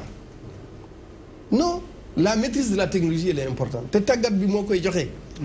voilà tàggat bi fi nekkee rek quand on maîtrise la technologie on a la capacité nous aussi d'ajouter autre chose xam nga xam-xam dans le monde là c'est de la sédimentation dafay tegloo kii génn na lii teg naa ci dara gën am naa leneen ci li nga xam ne Steve Jobs lu muy def dafa tegloo ay xam-xam pour génne dara. Alors c'est comme ça. Pape am na beneen aspect boo xamante ne tey bëgg naa mu monsieur Diakité ñëw si une bonne partie si fii bu ñuy wax formation professionnelle rek c'est parce que essayé nañ ko ba sonn école. gis nañ ne mënatu fa dara. wala jéem nañ ko forcer ci études yi amu ci boog avancé ñu ne nañ ko bàyyi mu defi métier donc est-ce qu'il est dit que tout ce que l'on prend de l'autre côté parce que bëgguma stigmatiser verser ko ci formation professionnelle dina tax ñu am comme technicien yu qualifié yooyu nga xamante ne moom la Abdoulaye doon wax. mais bu fekkee ku ñëw rek ñu jël. mais dëgg wax nga fi dëgg bi nga xam ne am na solo trop. Touré la non dëgg lu wér la wax xam nga liggéey kii nga xam ne dafa yor liggéey réew dafa war a nekk ki nga xam ne il est compétent il est performant il doit être parmi les meilleurs. mënuñu wax ne waaw kii dafa échoué rek nañ ko indi formation professionnelle amul fenn. dem leen seeti Allemagne wala Suisse wala keneen formation professionnelle c'est une orientation prioritaire. de choix privilégié. parce que nit ñi dañuy comprendre ne man liggéey moo yore réew. ah bien sûr man liggéey moo yore réew. kon suñu njiit yi am nañ problème de. suñu njiit yi am nañ problème de parce que du loolu la ñuy privilégié en fait. non si. am na fu ñu communication biaisée kon. il y a aussi la mentalité générale de la population. mais leadership bi ko war a porter c'est pas les problèmes de dirigeants hein. Non. Les dirigeants non le président Macky Sall par exemple la deuxième priorité de la politique éducative au Sénégal c'est la formation professionnelle. gis nga ñu ne moom 30% des sortants du cycle fondamental mu ne nañ ko yóbbu formation professionnelle loolu la wax te c'est l'instruction qu'il a donnée au ministre 30% des sortants du cycle fondamental mais loolu nit ki balaa muy yóbbu bu ñu wax ne balaa ñuy xalaat dem formation professionnelle ñu ne waaw les cadres yi par rapport ak li nga xam ne ñoo yor liggéey bi dëgg. ñaata lañu. et on aspire la pyramide est renversée baaxul cadres yi ñoo ëpp ñi nga xam ne ñoo war a nekk les ouvriers qui travaillent réellement qui transforment. kenn bëggul nekk ouvrier alors que c'est les ouvriers loolu tax mën naw artisans yi mën naw artisans yi bien que il faut améliorer leur pratique et cetera mais ñoom ñii ci liggéey dëgg te les artisans ont tellement de créativité ma jox leen ci benn exemple benn moulin moo ñëwoon muy consommer carburant moteur bi di consommer trop ñu ne dañ koy sandi mais benn artisan mu ci def tout modification bu ndaw mu changer complètement machine donc il y a de l'imagination là-bas mais nit ñi nañ ko jox valeur te xam nga nit ñi duñu fulal ñiy génnee ci match mais aussi tamit aussi li ko war a accompagner parce que gis nañu yeneen réew yi mooy wàllu ay recherche ay innovation xaalis la laaj c'est-à-dire mu am benn fonds boo xam ne dafay encourager ñi ngay wax ci université yi bu ñuy génnee ñu am xel boobu ne suñu réew kat war nañ ko mën a xalaatal ci ay domaines yoo xam te dina ko jëriñ ci wàllu recherche mais fii dañu gis ni wel ni Afrique Sénégal en particulier wàllu recherche innovation daf fi tumuranke te pourtant am nañ benn ministère boo xam loolu lañ ko jagleel wàllu enseignement supérieur innovation ak recherche amagul doole ci suñuy réew amagul doole mais ça veut pas dire que nit ñi waruñ nekk ci recherche man bu ma xaaroon moyen rek machine foo ñëw du am waaw mais exception nga non du exception loolu ngeen war a bàyyi nag du xalaat béywuleen exception du exception de y a plein mën na bañ a nekk exception mais volonté bi mu am moom volonté bi parce que des fois volonté ici xam nga nit ki mën nga xalaat parce que création lenn yi xalaat la yàlla moo koy def ci nit nga am talent mu nekk don nekk ci yow mais don boobu dafa am lu koy accompagner mooy il faut nga am volonté bi nag jóg ni man nga def lii léegi nag ci jóg boobu ngay jóg def li nag ci ngay daje ku nekk ku nekk ki la mën a jàppale ci lii jàppale la ci lii ba yow ñu bëri tey ñu jóg comme tey par exemple Abdoulaye li émission bu muy def Dunia léegi nii si kanam day am ay xale yoo xamante ne seen xam-xam day màcc dañuy am xalaat am gis-gis mais duñu gis ñu leen accompagner xam nga tey mën nga am xalaat mais doo am ku la accompagner nga am projet dangay am na benn jeune bu nga xamante ne am na projet defar arme mën na ko defar mën na lépp mais ñaata arme la ñuy jéggaani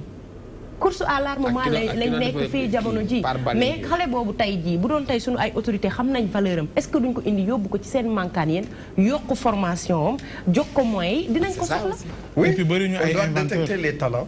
et les accompagner le talent est inné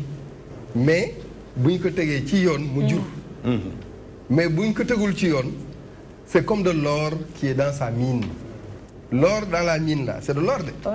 Mais ce n'est pas encore un bijou que tout le monde admire. Il faut que...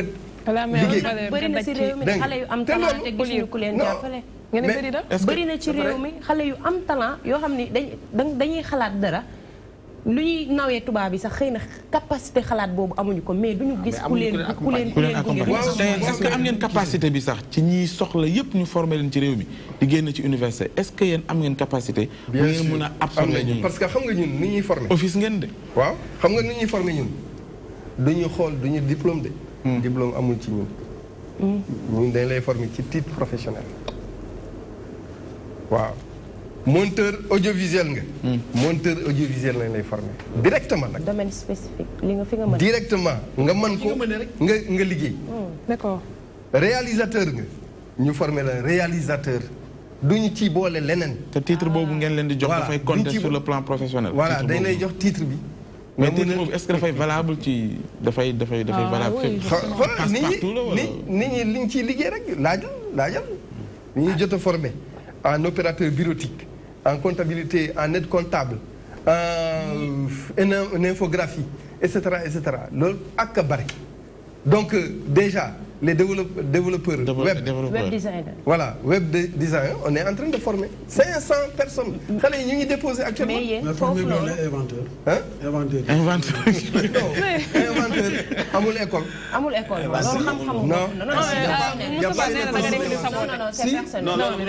Au Sénégal, non, amul. Si, amul. Mais au Japon, il y a une école c'est réservé uniquement aux élèves. C'est des inventeurs et des futurs inventeurs. Non, vous parlez du système d'encadrement des inventeurs. C'est pas une école qui force à être inventeur. mënuñu la tàggat pour nga créer non mun nañ encadré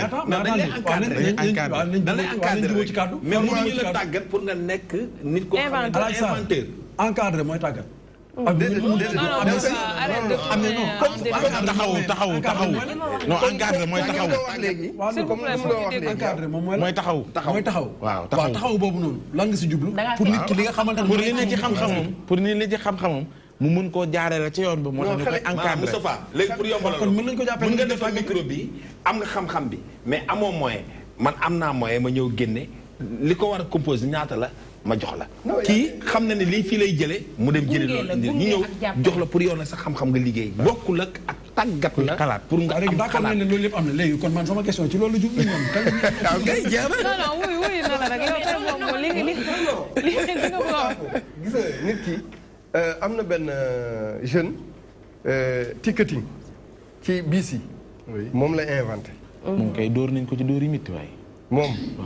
waaw moom il avait même plagié un projet parce que c'était pas à la base. moom la ñu plagié d'ailleurs. moom il avait plagié ensuite plagié. moom la ñu plagié moom il avait plagié après non fan la plagié moom. daggal boobu. moom il a son brevet avec lui brevet d'invention. mais moom il a eu quelque chose à la base mais il a fallu que mu ñeneen accompagner ko pour que mu mun a taxawal idée am. effectivement loolu day am. gis nga il y a des dans certains pays dafay am. incubation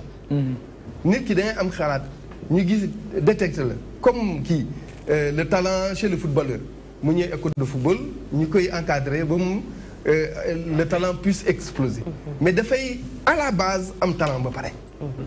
voilà donc c'est la même chose lu mu doon wax fii mooy am solo c'est-à-dire nit xale bi bu amee talent di ñu détecter ko dañ koy orienter encadrer ko pour mu mun a fël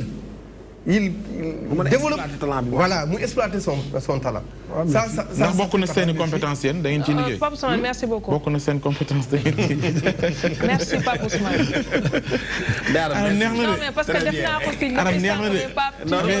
mais nañ ko bàyyi c'est que koor gaa ngi ñëw moo tax. non est-ce que tu te rends compte que je t'ai donné plus de temps que d'habitude nga war a xam ni kon tey si abuse. merci. non mais parce que yow da nga bëgg si même point bi qu'on en fasse 10 minutes pour parler de la même chose. loolu xam-xam yow man j'ai juste posé une question. mais tontu na la Einstein kenn formé ko pour mu mën a xalaat li mu génne.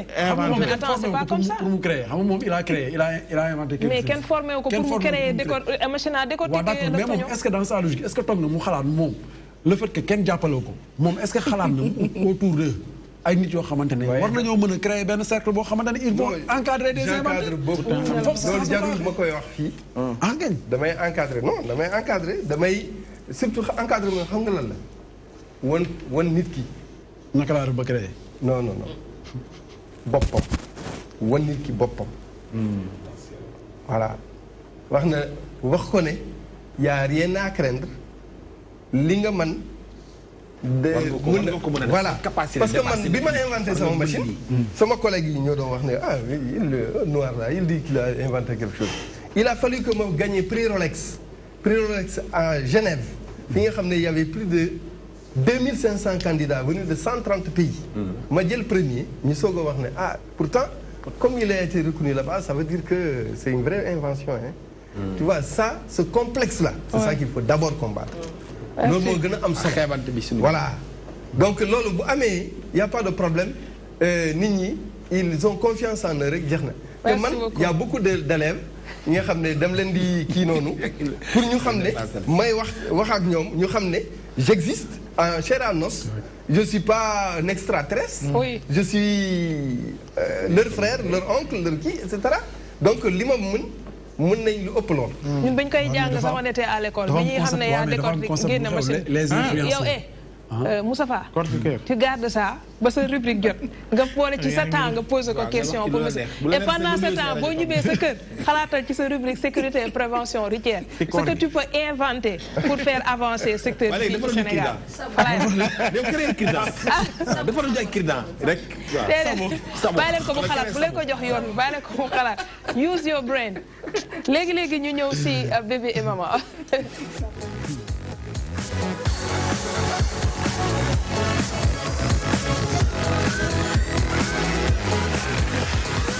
Pape Maïssa Gueye artiste et entrepreneur culturel voilà lii mooy exemple yi nga xamante ne moom lañ doon prôné sànq nga bañ a mel ni ñii nga xam ne toog wax rek la ñuy def yow am na au moins loo concevoir une bande dessinée pour donner un modèle de réussite boo xamante ne nit ñi buñ ko xoolee nañ ci mën a jàng lu bëri ndax mën nga ñu wax lu noo def ba taxawal projet bu mel nii ak it peut-être li mu am ci perception par rapport ak public bi wala boog retour bi ñu ci am.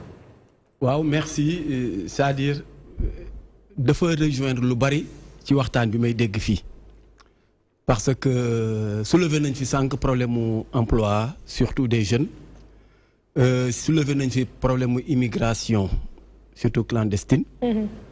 ñun ñu nekk ay artistes africains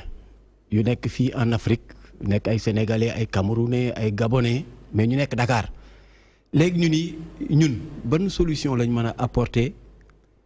par rapport ak l'immigration clandestine wala boog par rapport aux perspectives de réussite fii au pays au Sénégal léegi ci lañ jógee ñu créer suñu association bi ñu tuddee rester et réussir. D'accord. sànq dégg naa monsieur Diakhaté ni toog tekki fi mais tam am na rester et réussir léegi rester et réussir boobu ñun on travaille am fi benn programme bu ñu fekk muy la GIZ allemande ñoom ñu am programme bu tudd réussir au Sénégal ñun nag ñu ni léegi li ñuy def mooy à travers des activités artistiques la ñuy xool naka la ñuy mën a jotee la population ci lañ génnee benn musique d'abord bu ñu tuddee affaire bi fii la. def ka ak ay artistes yu mel ni ñoom DJ Awadi ay Yoro muy benn single affaire bi fii la. léegi moom nga sol nii daal ci la moom laa sol nii affaire bi fii la d'abord séeréer baa ngi nii sax. d'accord dañ koy maye rek kenn jaayu ko nag. kon de xaalis dugg na ca gannaaw. léegi affaire bi fii la boobu dañuy jël ay artistes. ONG gi ci ginnaaw ma la jàngaloon demaatal. dañu jël ay artistes ñu woy ci. rek coow. biir question bi. lu mu wax. da ngeen koy maye seede waaw. ma ne ko xaalis ak ci ginnaaw. non dañuy maye seede bi moom. yii yëpp dañ koy maye. ak bande dessinée yëpp dañ koy maye. tey jii way bi il est vrai que génneeguñ ko normalement sax lancé nañ ko. mais defaguñu tuuru télé yeeg rajo yi pour génne way bi. mais dinañ ko def ci fan yi di ñëw. mais bu ngeen dégloo way bi di ngeen comprendre lu bari. ci te dina rejoindre lu bari ci li ngeen di wax nii. léegi nag ñu ni gannaaw bi ñu defee way ba pare xam nga way bi dafa am benn public bu muy waxal. waaw ñu ni lu jëm ci immigration clandestine ak gëm ni Sénégal mën nga fay toog liggéey fi da nga ko war def sa bopp ba nga nekkee ndaw. ñu ni nag léegi comme ndaw yi am na foo leen mën a jotee muy bande dessinée. ci lañ defee bande dessinée tuddee ko sunu réussite. mooy bande dessinée bi ñu tuddee sunu réussite def ko en français ñu bind ko man ak sa benn collègue camerounais ak en wolof tamit. dañ ko bind en français teg ko en wolof. léegi nag xale yi la ñu bëgg ñoom bu ñuy xool dessin yi di ko lire ñu def seen bopp ni Sénégal waxuñu kenn bu mu tukki de mais mën nga fee toog nga liggéey fi réussir fi. effectivement ñu joxe ay exemples yoo xamante ni ci bande dessinée bi lañ ko ay histoire yu ñu inventé yoo xamante ni ak yu vrai nit ñi dañ ko def. di liggéey Sénégal te c'est très possible ñun dañuy tukki mais waxuñu kenn bu mu tukki mais dañ ni Sénégal mën nga fay toog nga liggéey fi réussir fi. mais soo jaaree si yoon yu baax yi man surtout bande dessinée bi parce que peut-être que bi ñuy gën a nekk xale da ngay gis di nga lire ay Mickey di nga lire ay Oncle Picsou yu mel noonu mais léegi bande dessinée mën nañ ne dafa tumuranke xale yi léegi amuñu ay phobie yooyu di lire ay bande dessinée wala ñu leen di proposer ay manuels yoo xamante ne xëy na jàng bi si lay gën a yomb avec les images à l'appui donc derrière est-ce que le choix pour li nga xamante ne mooy image yi ngeen di proposer ak modèle texte bi ngeen di bind tout ça a été repensé avec ñoo xam ne peut-être ay éducateurs lañ pour permettre à ce que mu nekk lu accessible ci couche bi ngeen di viser. waaw d'abord même kii bu ñuy bind police yi ñuy bindee yooyu sax ni ñu koy bindee da ngay xam ne c'est destiné carrément aux enfants am na neneen nu ñu ko mënoon illustrer nga xamante ni peut-être mën na kii mais lii da ngay gis ni lii c'est pour les enfants. d'accord te xale yi bëgg nañ ko ñu ngi koy lire te tamit buñ ko jëlee dès maintenant la ñuy def seen bopp ni gëm ni màggaaleeg moom ne Sénégal ak Afrique fu mu mën a doon boo gëmee ni mën nga fi toog liggéey fi tekki fi rek loolu. mais wolof bi ndax ñoom dinañ ko mën a lire ñoom xale yi. wolof bi waaw. waaw xam nga wolof bi tey jii bande dessinée bi il est vrai que pour xale yi la. mais pour ñëpp la tamit mën naa wax. ay mag daal nañ koy liiral. waaw parce que tey jii yow boo ko liiree mën nga xaa nettali sa doom. il est vrai que wolof bi Sénégal avancé wuñ ci. tellement parce que bëri na ñoo xamante ni mënuñu bind wolof mënuñu liir wolof. ay lépp ay mag. ay lépp.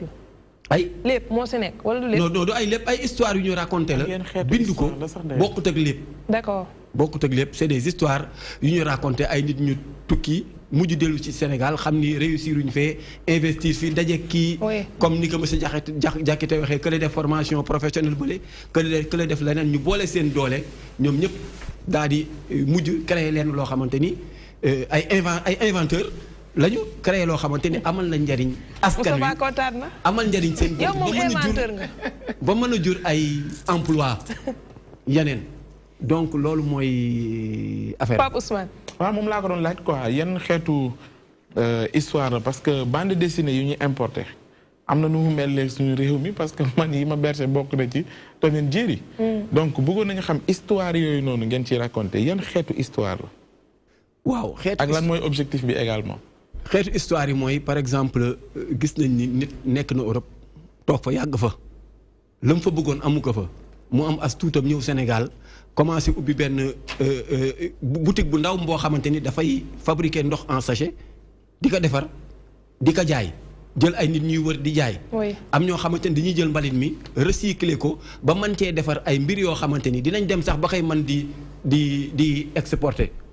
nga gis koo xamante ni mën na ñëw sax toujours ñu gis ko fii même en Afrique da nga koy gis ku jël ay barigo. waaw dagg ko def ko salon. nit ñi di ci toog mais kon sëñ bi ñan ñooy cible yi. parce que li ngay wax nii xanaa waxoog ndaw ñi parce que boo nee bande dessinée xale yu ndaw yi. nee na des modèles de réussite. waaw modèle de réussite la ñuy xalaat dara réussite moom la ñuy wane ci biir am na ay cible. waaw xam nga fii bëri na parce que bu ñu nee bande dessinée def man ñu xale yi gën a féete kii. Pape tu nous as pas écouté depuis tout ça là. daa bëri wax ñu. déglu ma daa bëri yoo xamante ni ñi ngi koy def te duñ ci sóor xale yi. ay xeetu lépp quoi. est-ce que mu ngi ñuy suivre bi ñu commencé. j'ai l'impression qu'il était sorti nee na xale ngay commencé formé. ci enseignement bi ci xale nga koy njëkkee. maanaam da nga koy xamal ni. yow war ngaa mën a juddoo ci sa réew te jàngee ci sa réew tekkee ci sa réew. loolu xale bi la ñuy def parce que texte yi difficile mais mag mi dem ba ñëw peut-être sax mënoon naa demoon na tukki ñëw léegi am xelu man. kon kat la mu doon wutee ji am naa ko naa ñëw toog sama réew tàggat sama ndawi réew pour xale boobu nga def ci boppam ni tant que demoo rek doo am xam am na xale yoo xam dañoo jàpp ne tant que demoo ñu di ñu am. mais ça la teel a këf xale yi tamit xamal leen ni li ngeen di seetaan yi ñuy importer loolu ak yi ñuy defar fii suñu réew xale ni mu war a mel nangam gënu kii. parce que yi ñu wax ni gën naa diis de. mais peut-être yi diis na lool ci xale. demeewul noonu de xoolal man même français bi ñu bind nii. français xale la. dafa yomb pour xale comprendre ko te defuñu ay phrases yu 10 xam nga Sénégal dafa bëri yu ñuy def sans pour autant que ñu sóoraale xale yi duñu sóor xale yi souvent ci yu bëri yu ñuy def ñun nag dañ ni magum jëmm man nga wax ak moom et puis xam na ni émigration bi li ci nekk wala Sénégal man nga toog li ngay tekki mais xale bi ci boppam teel a xam ni gis na ay modèle de réussite yoo xamante ni ay mag def nañ ko. te moom mag lay nekki suba mag lay nekki. donc dès maintenant xale bi xam na ni moom. mi ngi jëm mag de mais mën na réussir fii mu tekk def ko ci boppam loolu tax ñu koy wan fii ay modèle de réussite yoo xamante ne ay mag def nañ ko jaar nañ ci jàll ci te moom dina ci toll te bés bu ci tolloo dina teel a comprendre ni ak ni ay magam yu bëri defan parce que ñu bëri nekkul dans le but dañu nekkoon fii Sénégal nekk ci situation yoo xamante yu acceptable la yu passable mais xeeb ko ni dañuy dem tukki ak wuñ xeeb ko ni dañuy dem tukki alors que tey jii yow boo teelee xam ni saa waay man mi de fii nii ma nekk Sénégal gëm naa ni lii mën na nekk lépp ci ngëm-ngëm la rek. moo tax donc li ñu naan bant da nga koy jubbanti ca ba muy tooyee. man damay xaw a partager lu Pa Ousmane wax cible bi si laay ñëwaat parce que tey bu ma déggee lu mu wax yëpp pour man ado yi lay ciblé. ado bande dessinée toi aussi. non bon. li mu fi wax lépp xanaa Spider-Man nga leen di defal si biir li mu sensibiliser histoire li mu fi wax nii yëpp pour man 12 jëm 18 ans kaw googu la parce que pour xale ñooñu ñoom la ñuy war a tàggat ci jamono jooju ñu xam tukki wala liggéey wala toog mais quand même xale bu am 2 ans ah non 1 an 2 ans. man bu ma déggee bande dessinée ñooñu laa xalaatoon moo tax ma xaw a partagé li cible bi yéen nag tey man franchement sama gars yi dafa mel ni dañoo xëyee tànk bu bon comme man yaa ngi def te benn xale du ma toog waaw dama la koy joxaale sax avis du jour c'est ça bu kaw neexoon golo du wàcc bu kaw neexoon rek golo du wàcc lu wàccee golo golo luñ ko xamee yéeg déet lu ko wàccee bëgg a xam li ci suuf bëgg a xam li ci kaw dem xam fële ayul mais boo xamee ba am na nga ñëw rek bul fàtte fi nga jógee loolu rek la de. ngune la ñuy wax de ngune. non ñoom waxuñu loolu. en fait ce qu'ils disent li ñuy wax. ñoom dañu ne lan moo tax ñu ciblé xale yi. pour leur parler de ça. mais xam nga moi je suis étonné d'entendre cette question. non xale parce que non xale. bande dessinée day fekk tamit nga mën lire. waaw loolu laa bëggoon immigration clandestine aussi. kooku xamu ko. mais c'est-à-dire ñoom bu ñu lay wax dañoo wax xale. modèle de réussite ñoom waxuñu problème mu immigration clandestine. modèle de réussite mais bu la dee wax. yow boo nekkee xale duñ la laaj kan nga bëgg a doon boo màggee. am na 15 ans. wala dañuy xaar ba nga nekk benn âge ñu doog lay laaj. wax nañ neexul dëgg neex kii nag sa xaritu gula doo ko tànc ci miir géy bi bu leen ko tànc ci miir. non non mënuñu koo tànc sax ndax man daa ko. mi ngi doon ne aram bi tamit jaay sobel géy géy ngi dee. dañuy laaj rek moom géy waxul xale bu am 2 ans 3 ans. man moom mën naa défendre. mën naa défendre cible. kon mën nga si bis. mën naa défendre ñii dañoo yabaate. parce que bébé mooy am 1 an ak 2 ans. mi ngi noonu mais xale bi kuy ubbi lii di lire am page tàmbalee page 1 2 3 4 5. je pense que war nga mën a am benn bagage tuuti bu la may nga mën kaa def. gis nga fi ay fable La Fontaine. gis nañ fi ay lépp. ñu koy toog di ko léebal ay xale. te léegi nañ ko bindee yëpp booy xool. mën nga ni ah non lii dépassé na xale yi te dañ leen koy léebal. dañ leen koy léebal. waaw c'est-à-dire àdduna noonu la rek gis nga àdduna xale boo gis dañu xale mooy mujj doon mag bu ñu nee xale nag xale ak gune du benn xam nga gune mën nga fekk ay gune yu taxaw ne gune bu ñu nee gune rek mooy xale yoo xam ne ay juróomi at ñeenti at gune lañ leen wax ndax du naan leen gune dañ naan ku ne mën na nekk seen biir président baa ngi ci ku nekk yi moo tax ñu naan leen gune mais bu ñu nee xale nag mi ngi mel ni ñaan waxambaane comme ni ñaan ngóor si ak góor gi ak ngóor si du benn maanaam ngóor si mooy xale bu tuuti góor gi bu ñu ko waxee mooy ku mag ki nga xam nag waxambaane la toujours moom moo peut-être mën nañu ko xoole koo xam ne tey moom mooy soog a dugg buntu àddinaam ñu xalaat ki bu màggee lan la war a doon li muy gis nag ci entourage am toujours dafay jàpp ni mën na jàpp ni Pape Ousmane journaliste la mu fan la ni man journaliste laa bëgg a nekk donc loolu ci la mu war a la mu bëgg dañ ko cee war a orienté fii nag léeg-léeg c'est le contraire da ngay gis sa doom bëgg ci dara nga di ko forcer ci lee loolu rek mooy suñu problème ak yeneen sax xëy na tubaab yeeg yooyu tubaab li doomam bëgg toujours da koy xool xam ne ci même da ko jënd ay jeux yu bëri day xool ci la mu ëpp lu muy joué bu dee côté technique mu xam ni kii technicien la bëggoon mu xiir ko ci loolu xale boobu nag la ñuy wax ni moom ngay tàggat ci li nga xam ne xamal ko ni du dem rek tukki mooy tax nga am alal ñëpp ko am wërsëg la ñëpp ko am mais alal ñëpp mënuñu ko amandoo ku judd am nga wërsëg yàlla sa wërsëg sax la njëkk a bind léegi nag li sëñ Fallou Mbacke doon wax tepp moo gën yu réet mu xëy di la sànni 1000 francs nga am 100 ans ak mu xëy xëpp la fukki millions yëpp nga dund ko juróomi fan dee judd tey màgg tey bijaaw tey dee tey te alal bu gaawee màgg judd ba rafetul mais Sénégal dañu am loo xam ne am nañ ko te xamuñu ko ñu mel ni ñii bu ñu mel nii bu ñu amee ci réew dañ leen a war di leen encadrer comme li Moustapha di wax xëy na mënuñu leen a tàggat ci tey ñu am talent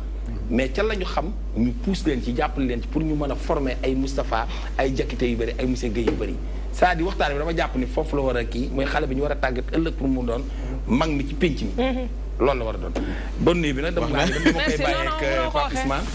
ak ñoom am na lu ñu la dencaloon tey waaye xam naa ne loolu xeetu ñàkk sens la alors monsieur Guèye tey pour xale yi jot si li nga xamante ne mooy bande dessinée yii nii naka ngeen def ñu ngi si école yi wala si centre culturel yi wala si bibliothèque communale yi comment vous faites. waaw dañuy ciblé ay école ci biir Sénégal gi biir Dakar banlieue bi ay Guédiawaye ay Ndar ay Thiès ay Fatick dem def ay séances yoo xamante ni dañuy waxtaan ak xale yi ci bande dessinée bi may leen ko. ñu waxtaan ak ñoom. ensuite ki nga xamante ni moo chargé woon dessin yi ñëw tam jox leen ay cours de dessin. d'accord. de dessin su ko defee ñu partagé ak ñoom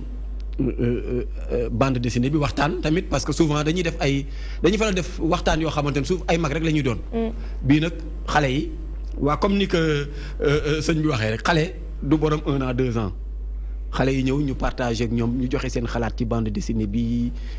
gis nga maye ka daal ñu ngi nii am nañ ci stock dañ koy maye. jërëjëf Pape Meissa Gueye artiste et entrepreneur culturel da ngay comprendre rek ne comme rubrique bébé et maman la ñu wax sama njaboot gi. waaw kay ñoom ñooy xale yi ñoom ñoo doon wax nii ñoom nga doon dégg on va observer une page de pub et on revient juste après.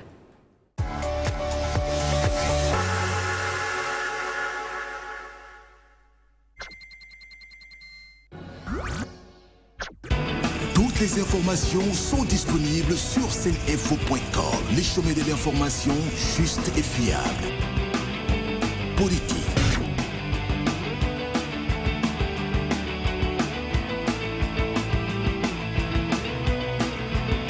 Vidéo.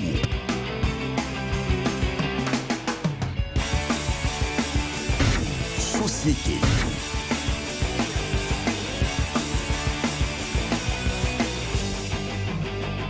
Sport. People. Culture. N'oubliez pas de télécharger l'application seninfo.com, le chemin de l'information, juste et fiable. Depuis sa création en 2004, Reprosystème, leader dans son domaine, ne cesse de redoubler de créativité et de professionnalisme pour satisfaire sa clientèle. Pour mieux faire face aux exigences de ses clients, Reprosystème s'est doté d'un grand atelier de sérigraphie à l'ancienne piste avec des équipements de dernière génération à grande capacité de production. 4 machines automatiques de marque MNR Sportsman, dont 2 de 6 couleurs d'une capacité de 500 t-shirts par heure et 2 de 8 couleurs avec une capacité de 600 t-shirts par heure. 3 tunnels de séchage et un groupe électrogène de 60 kVA pour faire face aux éventuelles coupures de courant pouvant entraîner des retards de livraison. Reprosystème a également mis en place une unité de production numérique à Westphare équipée d'une machine UV 3,20 m de marque Annapurna, d'une capacité de production de 100 m² à l'heure, d'une machine UV Flatbed 2,50 m, capable d'imprimer sur tout support PVC, plexiglas, verre, etc. et de 5 machines roulantes de 1,60 m. Référence dans le domaine de la broderie, Reprosystème a inauguré en 2014 son atelier de broderie avec 2 machines de 6 têtes de marque Tajima capables de broder jusqu'à 15 couleurs. Ainsi, pour une utilisation efficiente de ces équipements, l'entreprise s'est efforcée de trouver un personnel jeune, dynamique, ayant une solide expérience professionnelle pour une meilleure satisfaction totale de sa clientèle au Sénégal et en Afrique. Pour tous vos besoins en support de communication, sérigraphie, reprographie, confection de gadgets, impression numérique, Reprosystème vous garantit la qualité, la durabilité, le prix et le respect des délais de livraison. Chez Reprosystème, nous vous offrons la meilleure qualité en un temps record.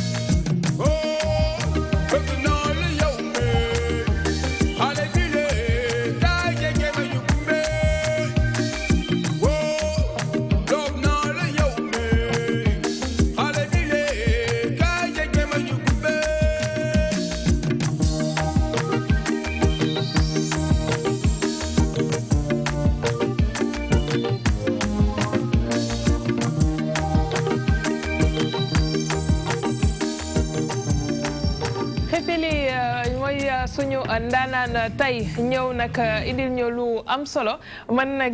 gumbe bi ma dégg yóbbu na ko ba Médina Sawax bu fekkee ku nekk rek boo waxee xale bu jigéen ne ko kaa ñu gumbe ba Médina Sawax fan la nekkati sax. Médina Sawax mi ngi nekk ci côté Farafeñe.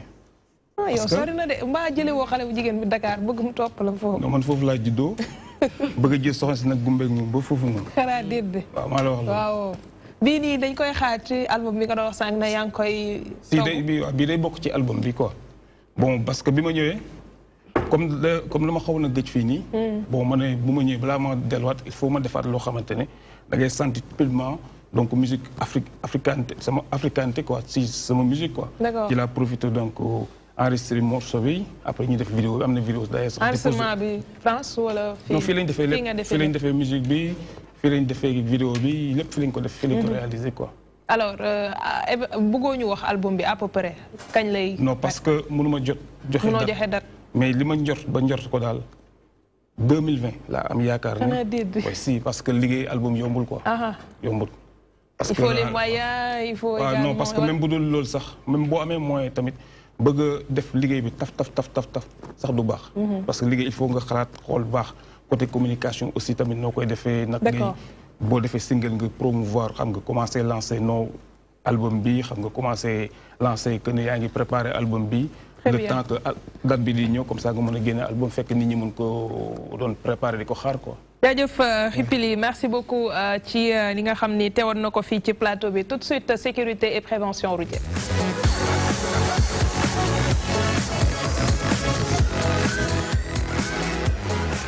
Ramadan et circulation lan nga waxati sax l'énervement. qui mène à quoi? aux embouteillages. aux embouteillages. ah oui ñun ñëpp dund nañ ko weeru koor bu jotee à part de 17h. fu mu la mënti fekk mais boo xefee foofu. bu la fekkee fii moom sori daa muñu rek nga toog ba doog doog wala nga wàcc oto bi dox ndànk dem parce que dootuloo avancé. mais avant loolu dama bëggoon ñu commencer si les conseils yi nga xamante ne bëgg naa automobiliste yi xam nga ñun on est habitué bu koor jotee ku nekk da ngay wut sa cure-dent sa socc di socc. souvent da ngay gis ñoo xam ne dañuy yor seen oto di dawal yor socc bu gudd. mais loolu c'est extrêmement dangereux que code de la route ko tere parce que waxuñu sax nga def choc mais il te suffit d'un coup de frein sec rek yow boo demee ci volant bi bu fekkee socc bi dafa dal ci volant bi sa biir la jëm. sa biir gémmiñ donc lu mu fa fekk daf koy xotti te bu boobaa mën na laa sax rey. donc c'est des choses à éviter. mais aussi ñi nga xam ne dañuy faral di voyager longue distance ci koor gi mais dañ koy préparer jour boo waree voyager booy xëdd da ngay naan ndox bu bëri pour nga bañ a déshydraté wu si yoon bi. booy dem fenn surtout booy dem fu tàng. ah ma ne surtout booy dem fu tàng. surtout booy dem fu tàng booy dem fu tàng nag li gën a préférable mooy nga teel a jug.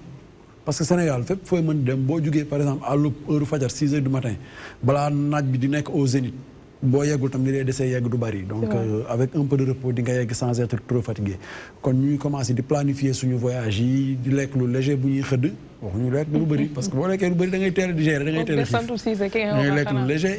nga daal di naan ndox mu bëri nag daal di noppaliku daal di nelaw léegi nag bu ñu ñëwee ci la conduite en agglomération si biir dëkk bi il faut que les conducteurs apprennent à être plus calmes et moins énervés parce que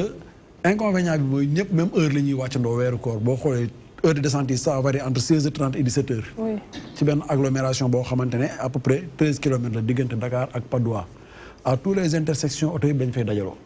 nga am problème parce que tout simplement kenn bëggul bàyyi sa morom njëkk la jàll ndax ku nekk bëgg nga dem ndogu sa kër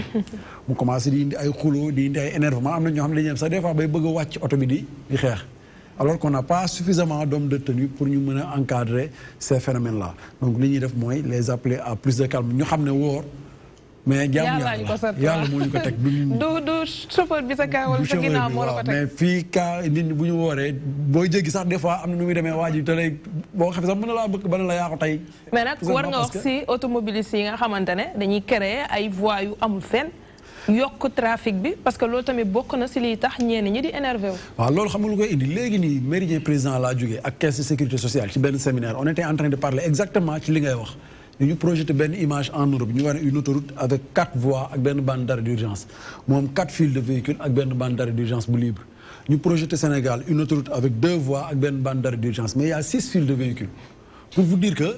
indiscipline dafa yegg ci benn paroxysme boo xamante ne amatul explication mais li waral loolu yëpp xam nga lan la il n'y a pas de politique de sanction Sénégal fii lépp lu conducteur def dara mën na ko ci bañ a fekk mën nga négocier ba génn ci alors qu'en France tey jii nii soo téléphoné au volant bu la nee 130 euros non yow xam nga ne da ngay fay 130 euros bu la nee 3 points la yow xam nga ne 3 points yooyu da nga koy ñàkk amul koy doon ba doo ko ñàkk léegi nañu Sénégal tant que toll foofu bizarre mooy booy jaar sax si voie gis feu bi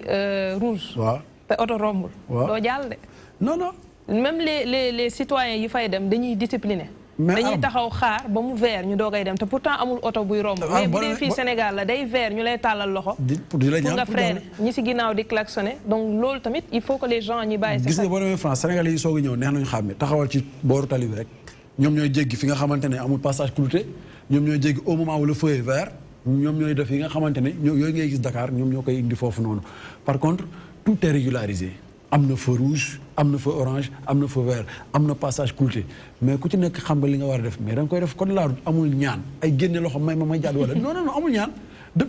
moom dafa régler problème am yëpp mais ñun fii dañ ko bëgg a sénégaliser dañ ko bëgg a masla moo tax problème yi ñoom yëpp ñu am ko embouteillage ne li ngay gën a indi xam nga lan la da ngay ñëw fu ci mel ni Castor da ngay gis koo xamante ne voie am dégagé wul ci kanam fattu na feu bi verte na ce qui lui donne le droit de partir mais xam na ne su avancé day fàtte intersection bi mais day avancé taxaw si digg intersection bi beneen voie bi nga xamante ne moo jógee Bourguiba war a jëm Castor bu ñu ñëwee ñoom feu bi dafa rouge dañuy taxaw xaar feu bi verte na mënuñoo jàll parce que kii mi ngi ci digg intersection bi léegi nag embouteillage bi foofu lay commencé di répercuté wu ci yeneen intersection yi nekk dans toute la ville de Dakar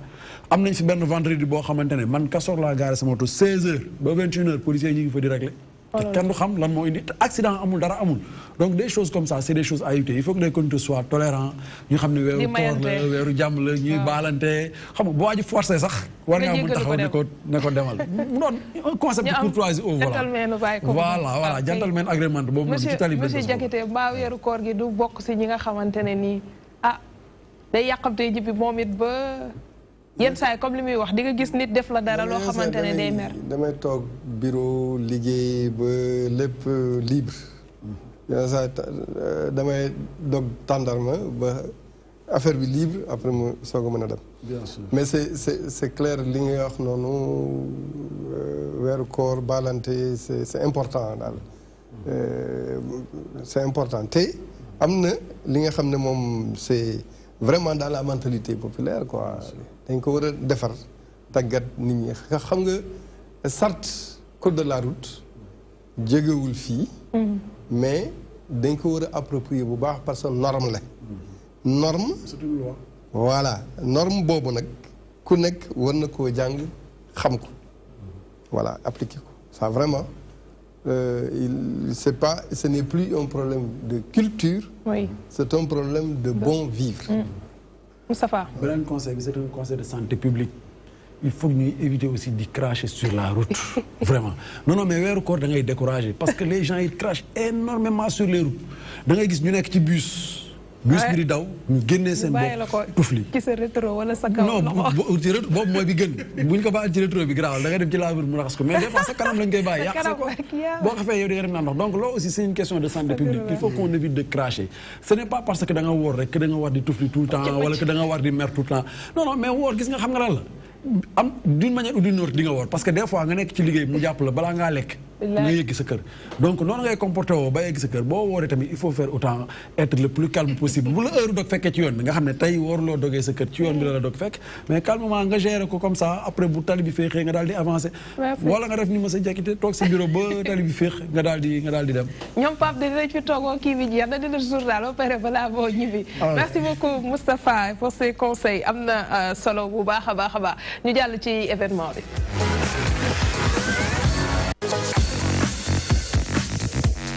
Khalifa Meng, le chargé de la logistique de l'association des anciens de football ngeen di waajal sargal bu ngeen jagleel coach Sarr. waaw salaamaaleykum. aleykum salaam. waaw ñu ngi jëm ci événement bu ñu jagleel coach Sarr mu nekk coach boo xamante ne daf ñu yor depuis bi ñu nekkee xale à 8 ans def si ñun lu nekk. def éducation si ñun def travail si ñun def rigueur si ñun d'autant que sax loolu mooy devise am parce que temps bi mu daan am consacré ko ci ñun. bu liggéeyee du lundi au vendredi samedi et dimanche ñun la ko daan passel de 7h à 14h durant 25 ans. parce que école bi ñu ngi ko créé en 1994 ba 2019 ça fait 25 ans. ku la defal loolu kooku amuloo loo ko mun a fayee amuloo loo ko mun a defal dul sargal ko. Sénégal dañu am tendance dañ lay bàyyi ba nga génn àdduna ñu soog la defal yenn yi pour man loolu amatul woon njëriñ. ñu def la ko ci bi ngay dund sa njaboot xam li nga def xale yi fi nekk léegi xam fi nga jaar avant période bii nii di jot. suñu parents yeeg ñëpp kontaan ci ay parents aussi ñu kontaan ci si loolu la ñuy jógtee